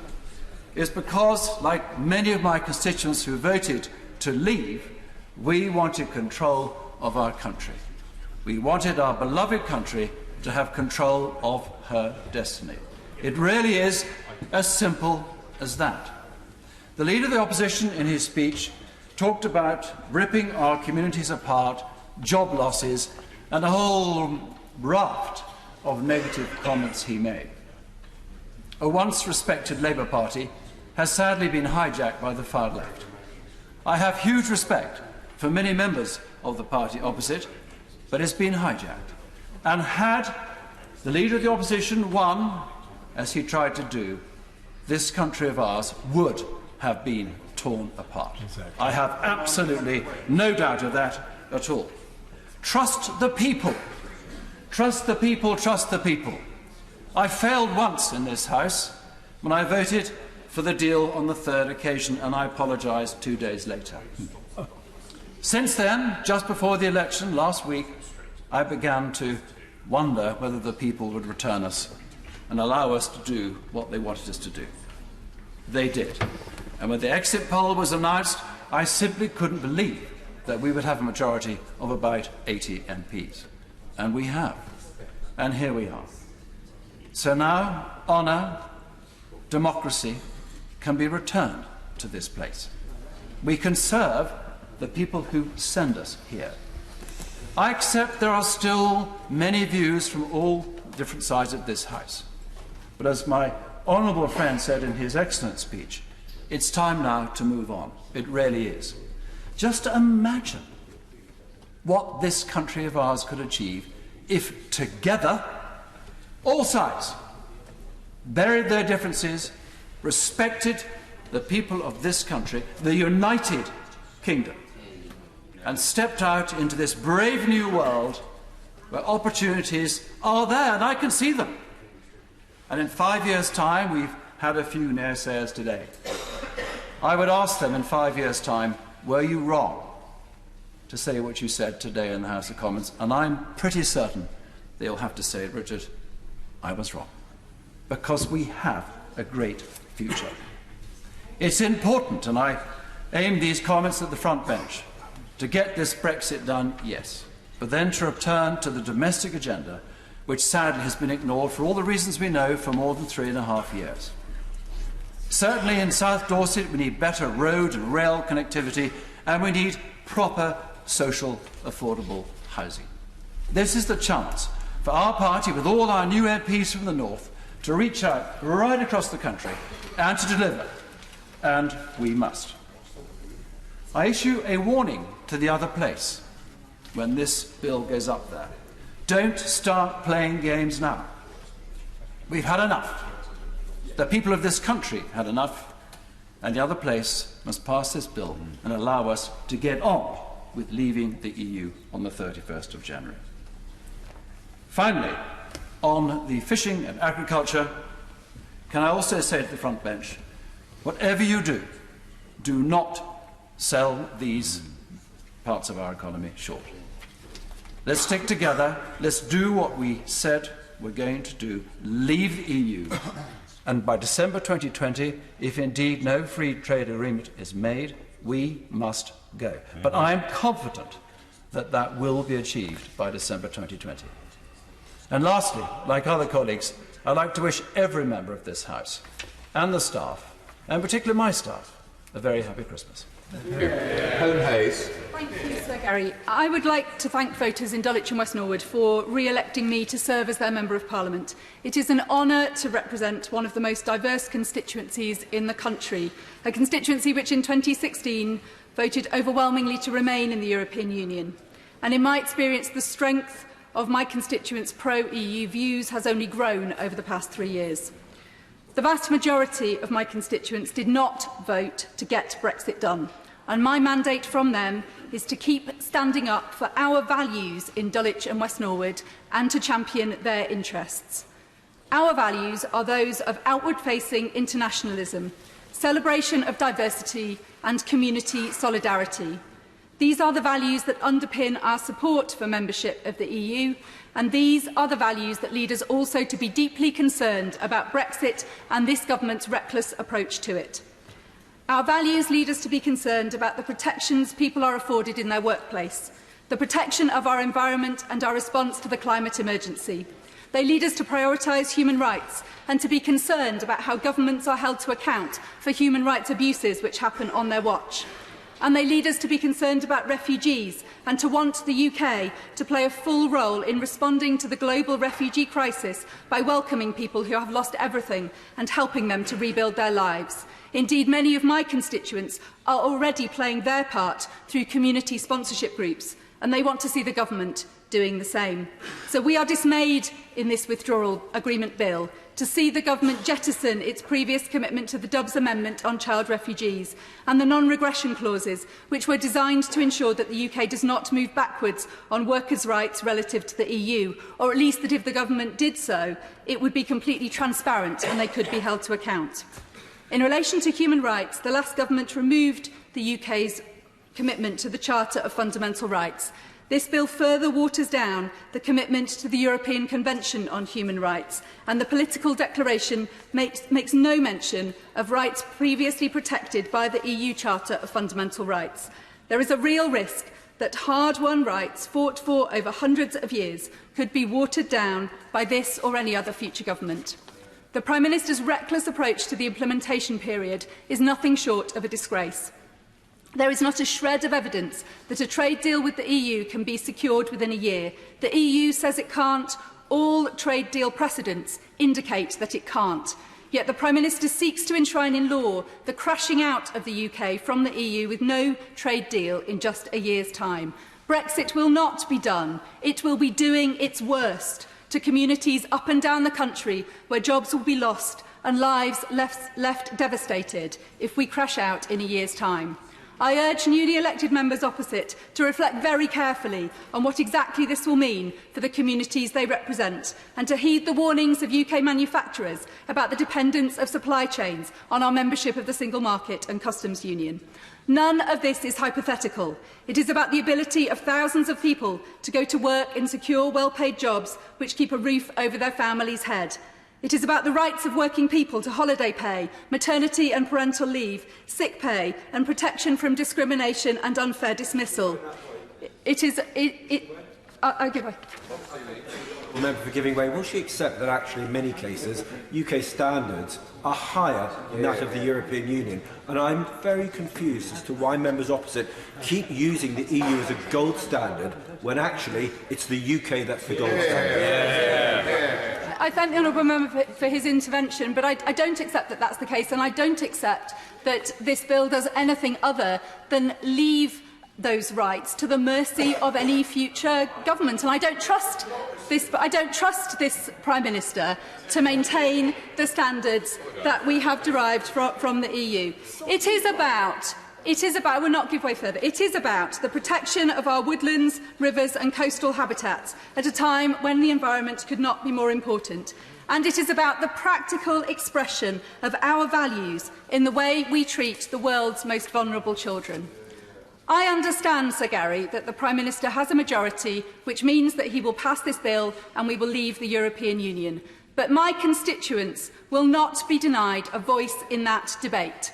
Make no mistake, this bill will deliver nothing but damage to the UK on many fronts. I will oppose it, I will stand up for my constituents' values and for their interests, and I will hold this government to account for the consequences of their reckless actions. Thank you. Colleagues, we're not doing terribly well on timing. We have 15 more colleagues to speak, and 2 o'clock is when their wind-ups will begin. My maths are poor, but I believe that's 4 minutes each. Vicky Ford.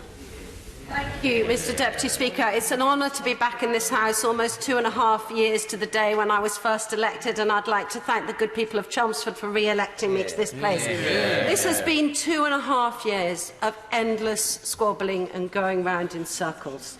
And this afternoon, we will be able to put that squabbling to an end, get Brexit done, and also move on. And for some of us, this has been a very long journey. I first campaigned for a referendum over a decade ago. 10 years ago, I stood and was elected to the European Parliament on a platform calling for reform that Europe needed to modernise. 5 years ago, I stood with the gentleman who is now the honourable member for Ipswich on a platform for the European Parliament, saying that it needed to reform and we needed to renegotiate and we would have a referendum. We then had that referendum. And I have to admit, as a Brit in Brussels, chairing a major committee in that Parliament after the referendum, it was not easy. I was a major target for anyone who wanted to throw political abuse at Britain. There were days when I literally felt that the arrows to my front had met the knives in my back. But I also felt that there were friends across Europe who wanted to help us move on, and to avoid an acrimonious divorce, and to move on into a new, deep and special partnership. That partnership has been outlined by the Prime Minister again today, and a partnership that also respects democracy.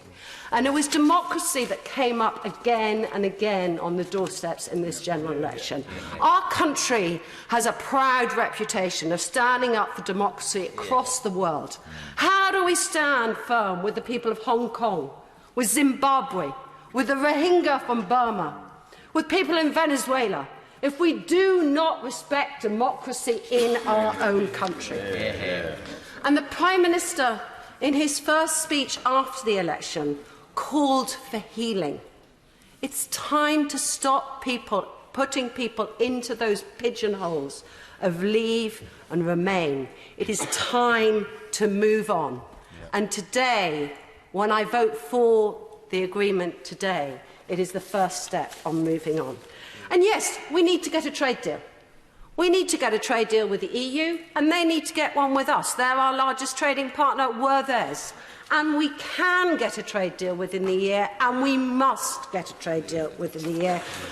And it can be done because so much of the detail has already been agreed, not only by us, but all 27 other countries as well. They've agreed tariff-free, quota-free trade. They've agreed a deal that works for our fishing and our farming, and a deal that can work for financial services. Remember, 10p in every pound that we spend as taxpayers comes from financial services.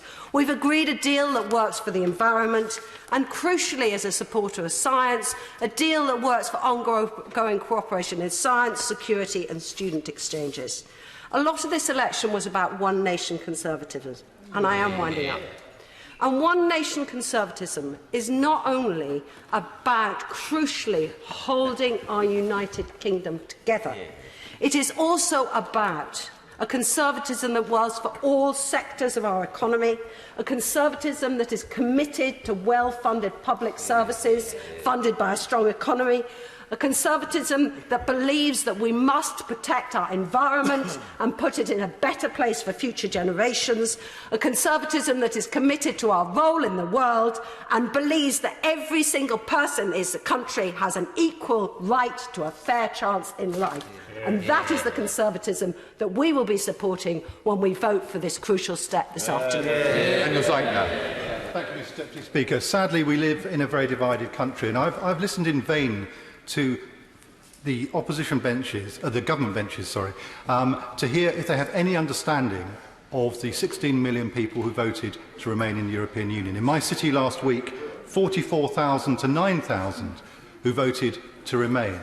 And I have got no sense the government understands those people. And that is a very dangerous situation, because people are proud to be citizens of the European Union, and we do not welcome the erosion of the rights that we currently enjoy. So when there is celebration in a few weeks' time by some, there will be real grief from others, and there will be anger as well. And they will actually have a good reason to be angry with some, because in the last Parliament there was a real prospect of securing a confirmatory referendum.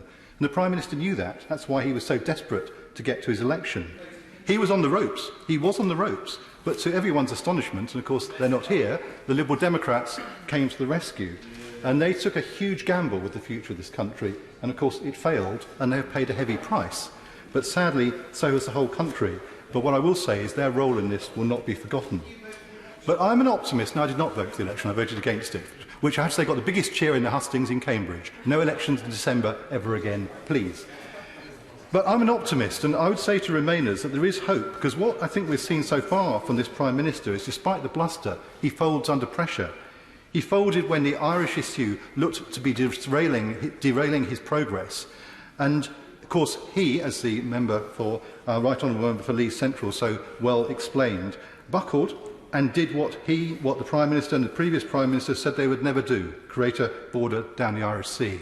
But less commented on is how he buckled under pressure from Farage when he was threatening to put up candidates in every seat, because that is when no deal was brought back by that promise to not allow an extra period of extension to the transition period. Now, of course, we know this is all a stunt, a negotiating ploy, but what it shows is that pressure works. So I'd say keep pressure on the Prime Minister.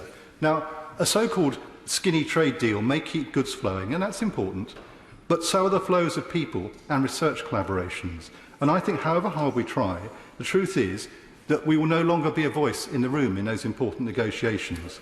And what we will actually have, no, I'm not going to give away, what we will actually find is that we will have a whole army of people over there, actually in Brussels, trying to persuade others to make the argument on our behalf. A delicious irony, which I think we will come to see. Because basically, we will be living in a world where we will be having to follow rules over which we have no influence making. That is the reality of the future. And people will come to say, at some point, wouldn't it be better if we did have some influence? Wouldn't it be better if we had a say? So, Mr Deputy Speaker, that debate will come, but in the meantime, I think we will have to live with what is in fact a Brexit fiction. Because there is in reality no Brexit. You always have to have a relationship with your neighbours. The question is how you manage that, how you negotiate it. Do you just have endless negotiations and arguments, or do you live within a civilised set of institutions and rules that make it so much better? Thank you very much. Kept to time beautifully. Robert Courts. very much, Mr. Streeter. And may I also extend my congratulations to Mr. Speaker on my first time speaking after the election, albeit, of course, he's not in the chair at the moment. May I also congratulate the honourable member for Cambridge on the speech that he's just made. He, as always, argues his case with eloquence and courtesy, even if I don't agree with quite everything that he said. Mr. Streeter, this has been a challenging election for all of us. The honourable member, of course, referred to it being a December election, and I'd also like to give my thanks, above all, to the people of West Oxfordshire for having returned me again. I'm very humbled and grateful for the trust they've put in me.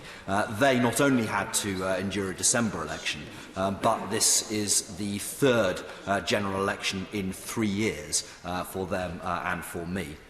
But at every electoral contest that there has been since 2015, we have promised that we would do as we were instructed on the question of Britain's place in the European Union. And that's what we have a chance to do today. We have a chance to show that we will do as we were told, and that we will do what we said we would do. But it's also an important time for us to put to bed the question of this country's place in Europe. This is a question that has bedevilled and tormented this country for longer than I have been alive. And I am quite clear, as I've been speaking to people around my own constituency and around the country, that whilst this country warmly welcomes a relationship of trade and of cooperation and of culture, they never wanted to be part of a political union.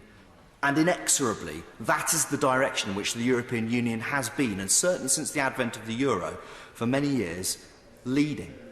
We have a chance tonight to bring the country together, and we do so by putting to bed this question. And the free trade agreement destination that tonight's bill leads to is one that will unify the British people, because it gives them the chance to step outside of the political union, to step outside of ever closer union, but to maintain strong links of culture and of friendship and of cooperation and of trade that we all warmly welcome. In answer to the honourable member who spoke earlier, when he says, how do you represent and recognise the concerns of those who voted to remain, that's how I propose we do that, by ensuring that we have close links of trade, friendship, culture and cooperation. But there's something else we can do as well. There's something else that we can show that we are not just a talking shop in this House. We don't just argue amongst ourselves, bickering, arguing, failing to make a decision, but we can actually move the country forward. Because if there's one other thing that I've heard that people desperately want, it is for us to move on. It is for us to stop the endless bickering and arguing and changing our mind and failing to show leadership and decision, which ultimately is what we're here for. We are sent here to make and take decisions, and we have the chance to do that today. And it is so dismaying when I listened to the Leader of the Opposition earlier to realise that there's this cold vacuum at the heart of Labour where there should be a policy. To hear that the Leader of the Opposition seems to have learned nothing from the preceding 6 weeks, that if you don't keep the promises you make to the electorate at an election, that they punish you, and to fall back on the same tired scapegoating that we're going to sell the NHS to Donald Trump when we're not, that we are in some way going to lead a charge to the bottom on safety standards, and to hear the maggot-infested orange juice scaremongering that he's been using for months and which has already been comprehensively debunked. Again, a fall to tired old scaremongering because they have nothing else to offer. What we have instead is a return, and this is something to welcome from whatever side of this argument you hailed, a return to full democratic self-government. That is something to welcome and to cherish, whatever side of this argument you come. And I urge everybody, when they go through the division lobbies this afternoon, to welcome that and to look forward to the future with positivity and hope. Thank you, Sir Gary. It is with deep sadness and loss that I stand here, knowing we will now be leaving the EU. It is with regret that we will not be able to hear the voices of the many people who have changed their minds and would now vote to remain in any final say referendum, or hear all those young people who would now get a chance to have a real say on their future. And for this, I am truly concerned. I'm concerned for the country and I'm concerned for those people's futures. We're here, though, to scrutinise this legislation that does not even begin to meet the challenges that Brexit poses, that has taken out all elements that matter, and importantly, this Prime Minister is stripping Parliament of its voice and therefore denying the people and the country a say on its future. By scrapping powers for MPs to scrutinise future trade deals, we risk being forced to accept lower standards as a price for future trade agreements. Those trade deals will now be conducted behind closed doors and without proper scrutiny. Trade deals which have an impact on our communities, on our businesses and our people, risking workers' rights, environmental regulation, food standards. By denying Parliament a voice, you are denying democracy and denying people a voice. You cannot call this a people's government if the first thing you do is ignore the people's representatives. As MPs, we're here to ensure our communities, people's livelihoods, businesses, jobs and futures are looked after and safeguarded, and this government is taking away that opportunity. And this deal fails to guarantee the future of our environmental standards. The binding part of the agreement contains nothing about environmental standards across the UK, and the non-binding political declaration just notes that parties should maintain those important environmental standards. And with only 11 months to negotiate a trade deal with the EU, the risk of no deal has significantly increased, the worst of all scenarios. But what of our EU citizens? Those citizens should never become the victims of Brexit. And I speak to many of them in Cardiff North, living in fear and anxiety over the future. Some who have lived here most of their lives, with children born here and lives rooted firmly here. EU citizens must be assured of their rights and should be immediately granted full rights that they enjoy today. And the EU will reciprocate with those UK citizens living in the EU. But by taking away also Lord Dubb's amendment to safeguard child refugees, the Prime Minister and his party, the party that apparently was founded to conserve, is now eroding the rights and values we hold so dear, selling out the things that make this country great. This has become not only an exit from the EU, but an exit from our responsibilities and common decency, and I will be voting against it today. But finally, let me end by saying, this bill, this law, will not strip me of my European identity. I will always be both European and Welsh in equal measure. My values and my identity have been formed from being a part of the European Union. Those values of openness, tolerance, inclusivity, of equality and a trust in the public good. Those values are now under threat from this Trumpian populist government, from right-wing populism and bigots everywhere. For me and for many of my constituents, leaving the EU will be a profound and deep loss. There is a reason why the many millions of us marched on the streets and have gone out of our way to fight for a future within the EU. Being European is an identity we want to keep. Allow us to keep it. Thank you. Before I call Bob Seeley, I must now impose, I'm afraid, a formal limit of 4 minutes per speaker. Thank you, Mr. Speaker. That means if I take an intervention, I can have an extra minute, doesn't it? No. That's what it's like. But you'll lose lots of friends on this side. Oh no, we can't lose lots of friends. We can't have that, Mr. Speaker. Mr. Deputy Speaker, thank you very much indeed. I'd like to thank my constituents on the Isle of Wight for re-electing me. It remains a huge privilege to work on their behalf, and I look forward to continuing to do so. It's a privilege to follow the honourable member for Cardiff North. I found her arguments about our democracy straight after a very clear general election to be somewhat tortuous, and as someone who's half English and who is half German, I love Europe. I'm not sure I want to be part of the European Union. In fact, I know I don't. They are different things. Mr. Deputy Speaker, Groundhog Day is ending. Thank God, democracy has reasserted itself. In the words of the guitar piece I'm trying to learn for Christmas, Jeff Buckley's cover, Hallelujah. The delay, frankly, has been a disgrace. MPs in a functioning democracy cannot choose which votes they respect, and they cannot call for new referendums because they didn't like the arguments or they didn't like the results of previous referendums. The party opposite has been defenestrated because they refused to carry out the pledge in 2017. And we hear two different versions of the future, one from the Honourable Member of Cardiff North, which is effectively denial, and one from the Honourable Member for South Shields, which is to accept the result and try to rebuild. One offers a route out for the Labour Party, one offers a route to an existential crisis and a chance never to hold power again. And it is up to them which way they take it. But throughout this summer, we had a Labour Party leadership led by several new leadership candidates now, who are tying themselves in knots like some sort of incompetent Houdini, and then forever being unable to get itself out of those tortuous knots in which it was tying itself.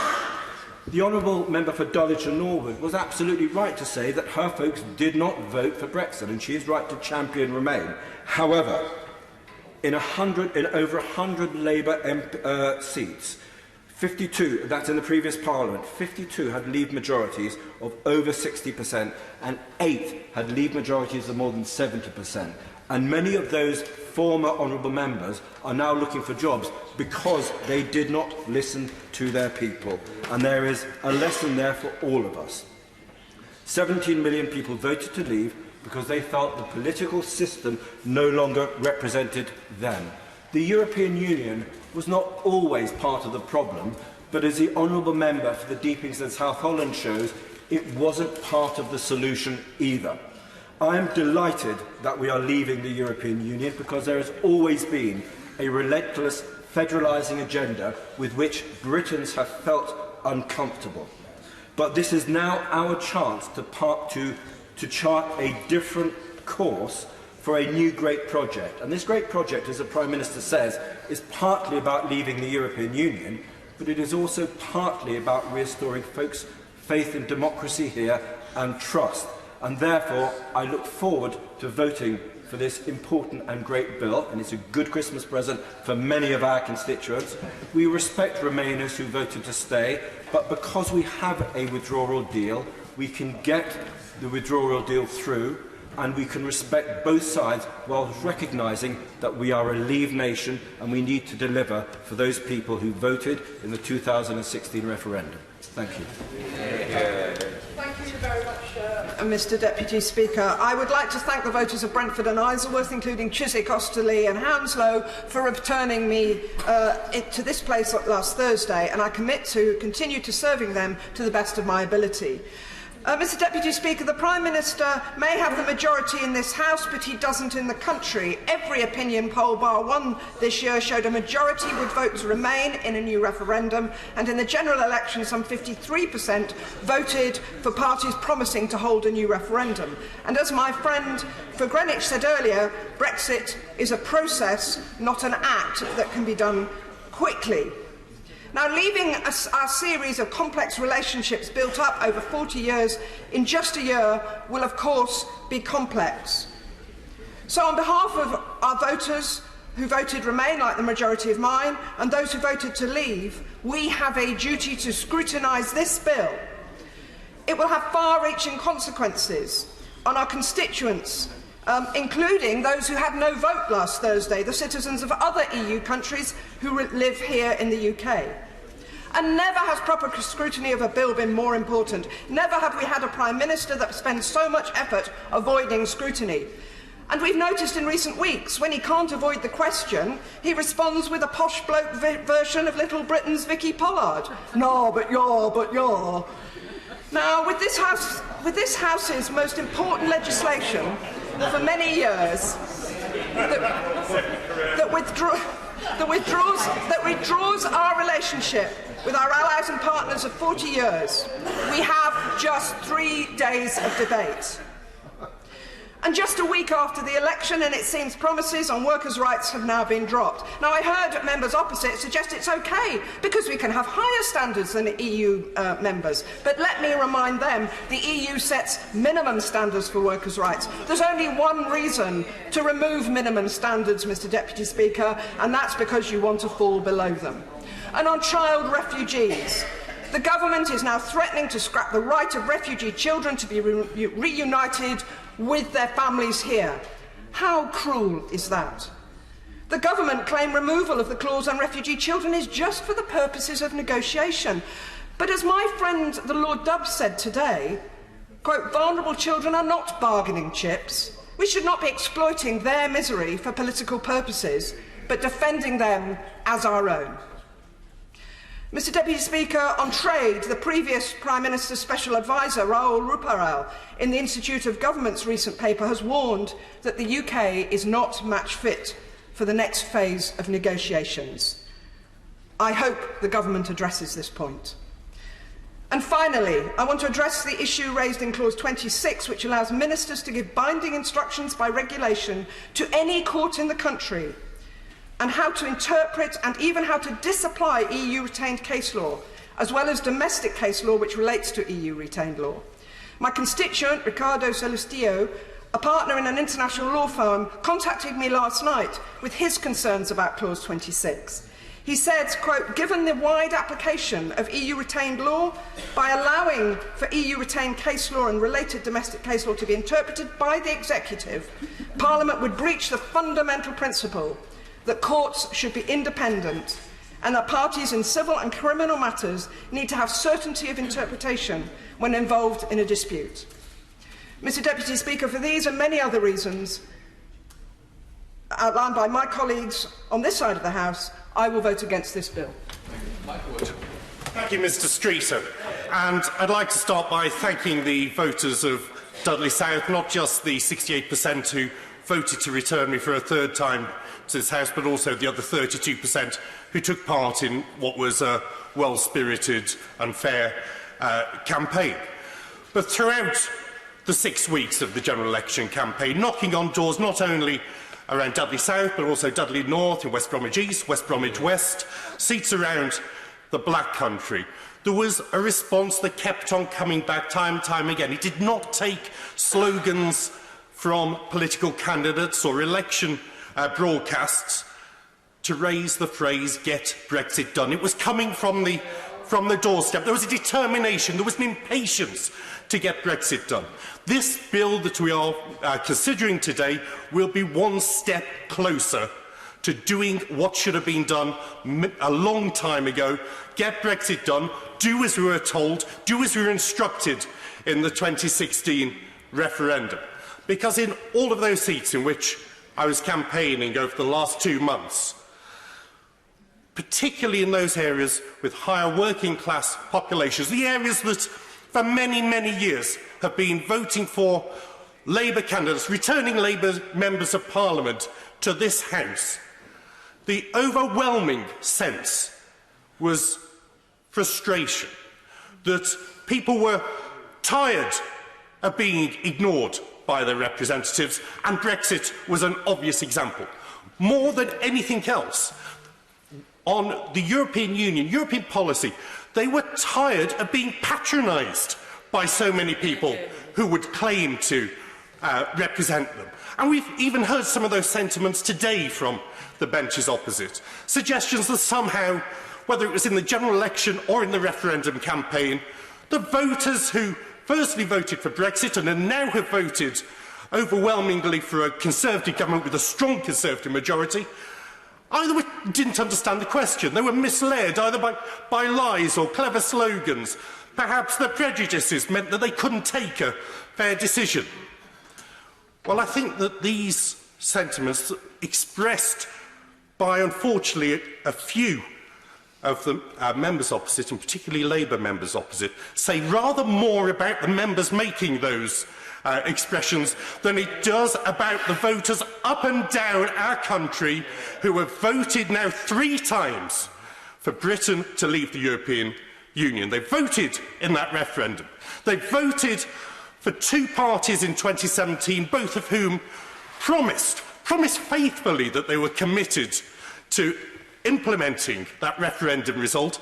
And then, when it turned out the main opposition party didn't actually mean what they said about keeping that promise, they voted last week to return a majority Conservative government with a good majority that will. The leader of the opposition has spent most of the last week trying to persuade anybody who will listen that the reason for his party's worst election performance in over 80 years was about Brexit rather than his own hopeless leadership.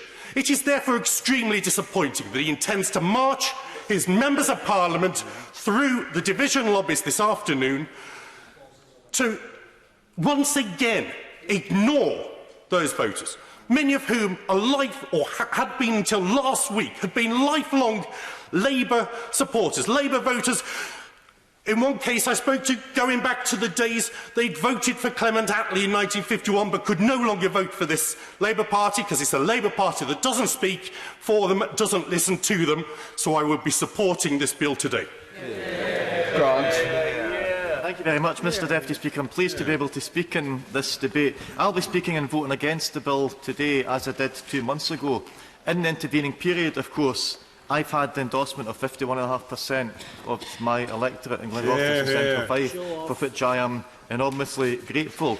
More importantly, my constituents voted by a majority of 4-1 for candidates who were opposed to this bill. My nation, my one nation, voted by 3-1 for candidates and parties who were against this bill. So to everyone who has told the Scottish National Party and other opposition parties from Scotland that there's some kind of duty on us to tag along with the Prime Minister just now, no. The only duty that any MP from Scotland can possibly discharge is to vote against this bill, to vote against this Brexit, and to vote against a government that is determined to show its complete contempt for the sovereign status of the citizens of Scotland, sovereign status which this Parliament unanimously agreed less than 2 years ago. I hear people saying that this is a great time, a great victory for the people. The Secretary of State wrote to us all yesterday saying what a great advance this was for the rights of our citizens. No, it's not. There's not a single citizen of these islands whose rights will be enhanced by the passage of this bill. True. Tens of millions of citizens will see their rights diminished. 3 million are now having to call into question yet again whether they will continue to have the right to live and work and love here as they always have done. The Prime Minister gave promises before the referendum on the 1st of June 2016. He broke those promises. I challenged him about it again on the 25th of July 2019. You can check Hansard if you want to check it. And again, he made those promises that this exactly the same rights that EU citizens have just now, they'll continue to have after Brexit. And then he published this bill that tears up those promises yet again. And the government and the backbenchers are saying to us, on citizens' rights, on the rights of child refugees, on environmental protection, on food standards, it's not in the bill, but trust the Prime Minister. Well, last week, Mr Deputy Speaker, Scotland gave a very, very clear message to the Prime Minister. We do not believe you. We do not trust you. We will not allow you to take our nation out of this union of nations against the express will of our people, expressed in 2016, expressed in 2017, expressed twice in 2019. When is this party, this government that's reaching out across the House, when is it going to listen? And we heard a lot from earlier speakers about how important it is for the government to abide by its manifesto and what happens to parties when they don't abide by the manifesto. Could I suggest, as some of the Christmas reading, honourable and right honourable members opposite, look at the manifesto on which the National Government of Scotland was elected in 2016, and look in particular about the mandate that was sought and given as to what Scotland will do if and when we are taken out of the European Union against our will. Yeah. And I say to those reasonable members in the Conservative benches, and I know there are quite a few, please speak to your Prime Minister. and warn the Prime Minister of what will happen if he attempts to stand in the way of a democratically elected national government doing no more than deliver on the promises that it was trusted to deliver by the people of Scotland. Because otherwise, I have to say, particularly to members from English constituencies, because Brexit is essentially about England's inability to sort out its relationship with Europe. Scotland and Northern Ireland voted against. Wales voted for, but without a great deal of enthusiasm. That if the MPs representing English constituents take this step to go past the point of no return in the relationship with their neighbours across the North Sea, across the Channel and against the Irish Sea, they will also be taking England past the point of no return in the union with its neighbour across the Solway Firth. Steve Dibble. Thank you very much, Mr Deputy Speaker. And can I say it's an absolute pleasure to deliver this speech with you in the chair, albeit only briefly, but it's a great honour to serve while you're in the chair, and an honour to follow the honourable gentleman from the SNP. Can also start by placing on record my great thanks to the people of St Austell and Newquay for returning me to this House for the third time. I do not take any of those votes for granted, and will continue to serve them to the best of my ability. I will be supporting this bill tonight, and I just want to very briefly give 3 reasons why I believe it is the right thing to support this bill. Firstly, and most importantly for me, is because it delivers on the referendum result. It gets Brexit done. And we have spent far too long in this place, those of us who have been here over the last 3.5 years, going round and round in circles, frustrating the life out of the country whilst we make no progress at all. But at last, after 3.5 long years, we get to cross the line, we get to pass this bill so that we can all move on. We get to do what we said to the people we would do in 2016, to take back control of our laws, our borders and our money. And this bill passed the way for us to be able to do just that. And at last we have a Parliament that is willing to make that decision, that is actually representing what the people voted for in 2016. The other reason I believe it's right to support this bill is it does end the uncertainty. There's one thing that I heard loud and clear when the general election result came through just last week, was a huge sigh of relief from people right across my constituency, and I believe right across the country, that we can end the uncertainty at long last. We can end the debate about whether or not we're going to leave the EU and actually get on and move forward. It's what business wants. It's actually what the European Union wants. It was quite clear that they welcomed the clear result of the general election because it provided a clear pathway forward instead of us to continue to go round and round in circles. And if I could just say to members of the party opposite that have made very, in their view, I'm sure, valid points about some of the things that are now missing in this bill that were in previous bills, you had your chance.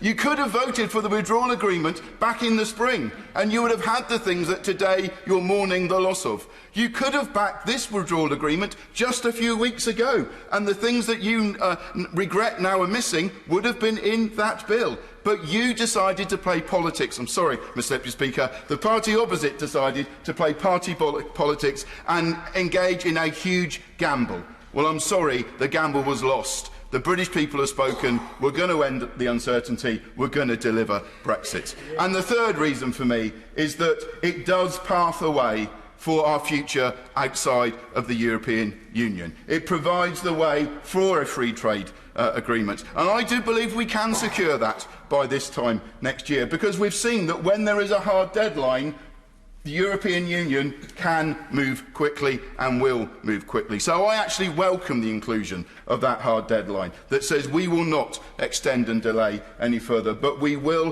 focus on making sure we get that trade agreement with the EU. But also it opens us up as a country to the rest of the world. As far from saying we will diminish our place in the world, I believe that the passing of this withdrawal agreement, of this bill, as we leave the European Union, paves the way for a truly global Britain to engage with the rest of the world. Sometimes it seems as some of the things that are said in this chamber is the world is just the European Union. It's not. There is a great big world outside of the European Union, and I look forward to us being able to engage with that as an independent nation once again. Debbie Abrahams. Thank you, Sir Gary. It's a pleasure to see you in the chair.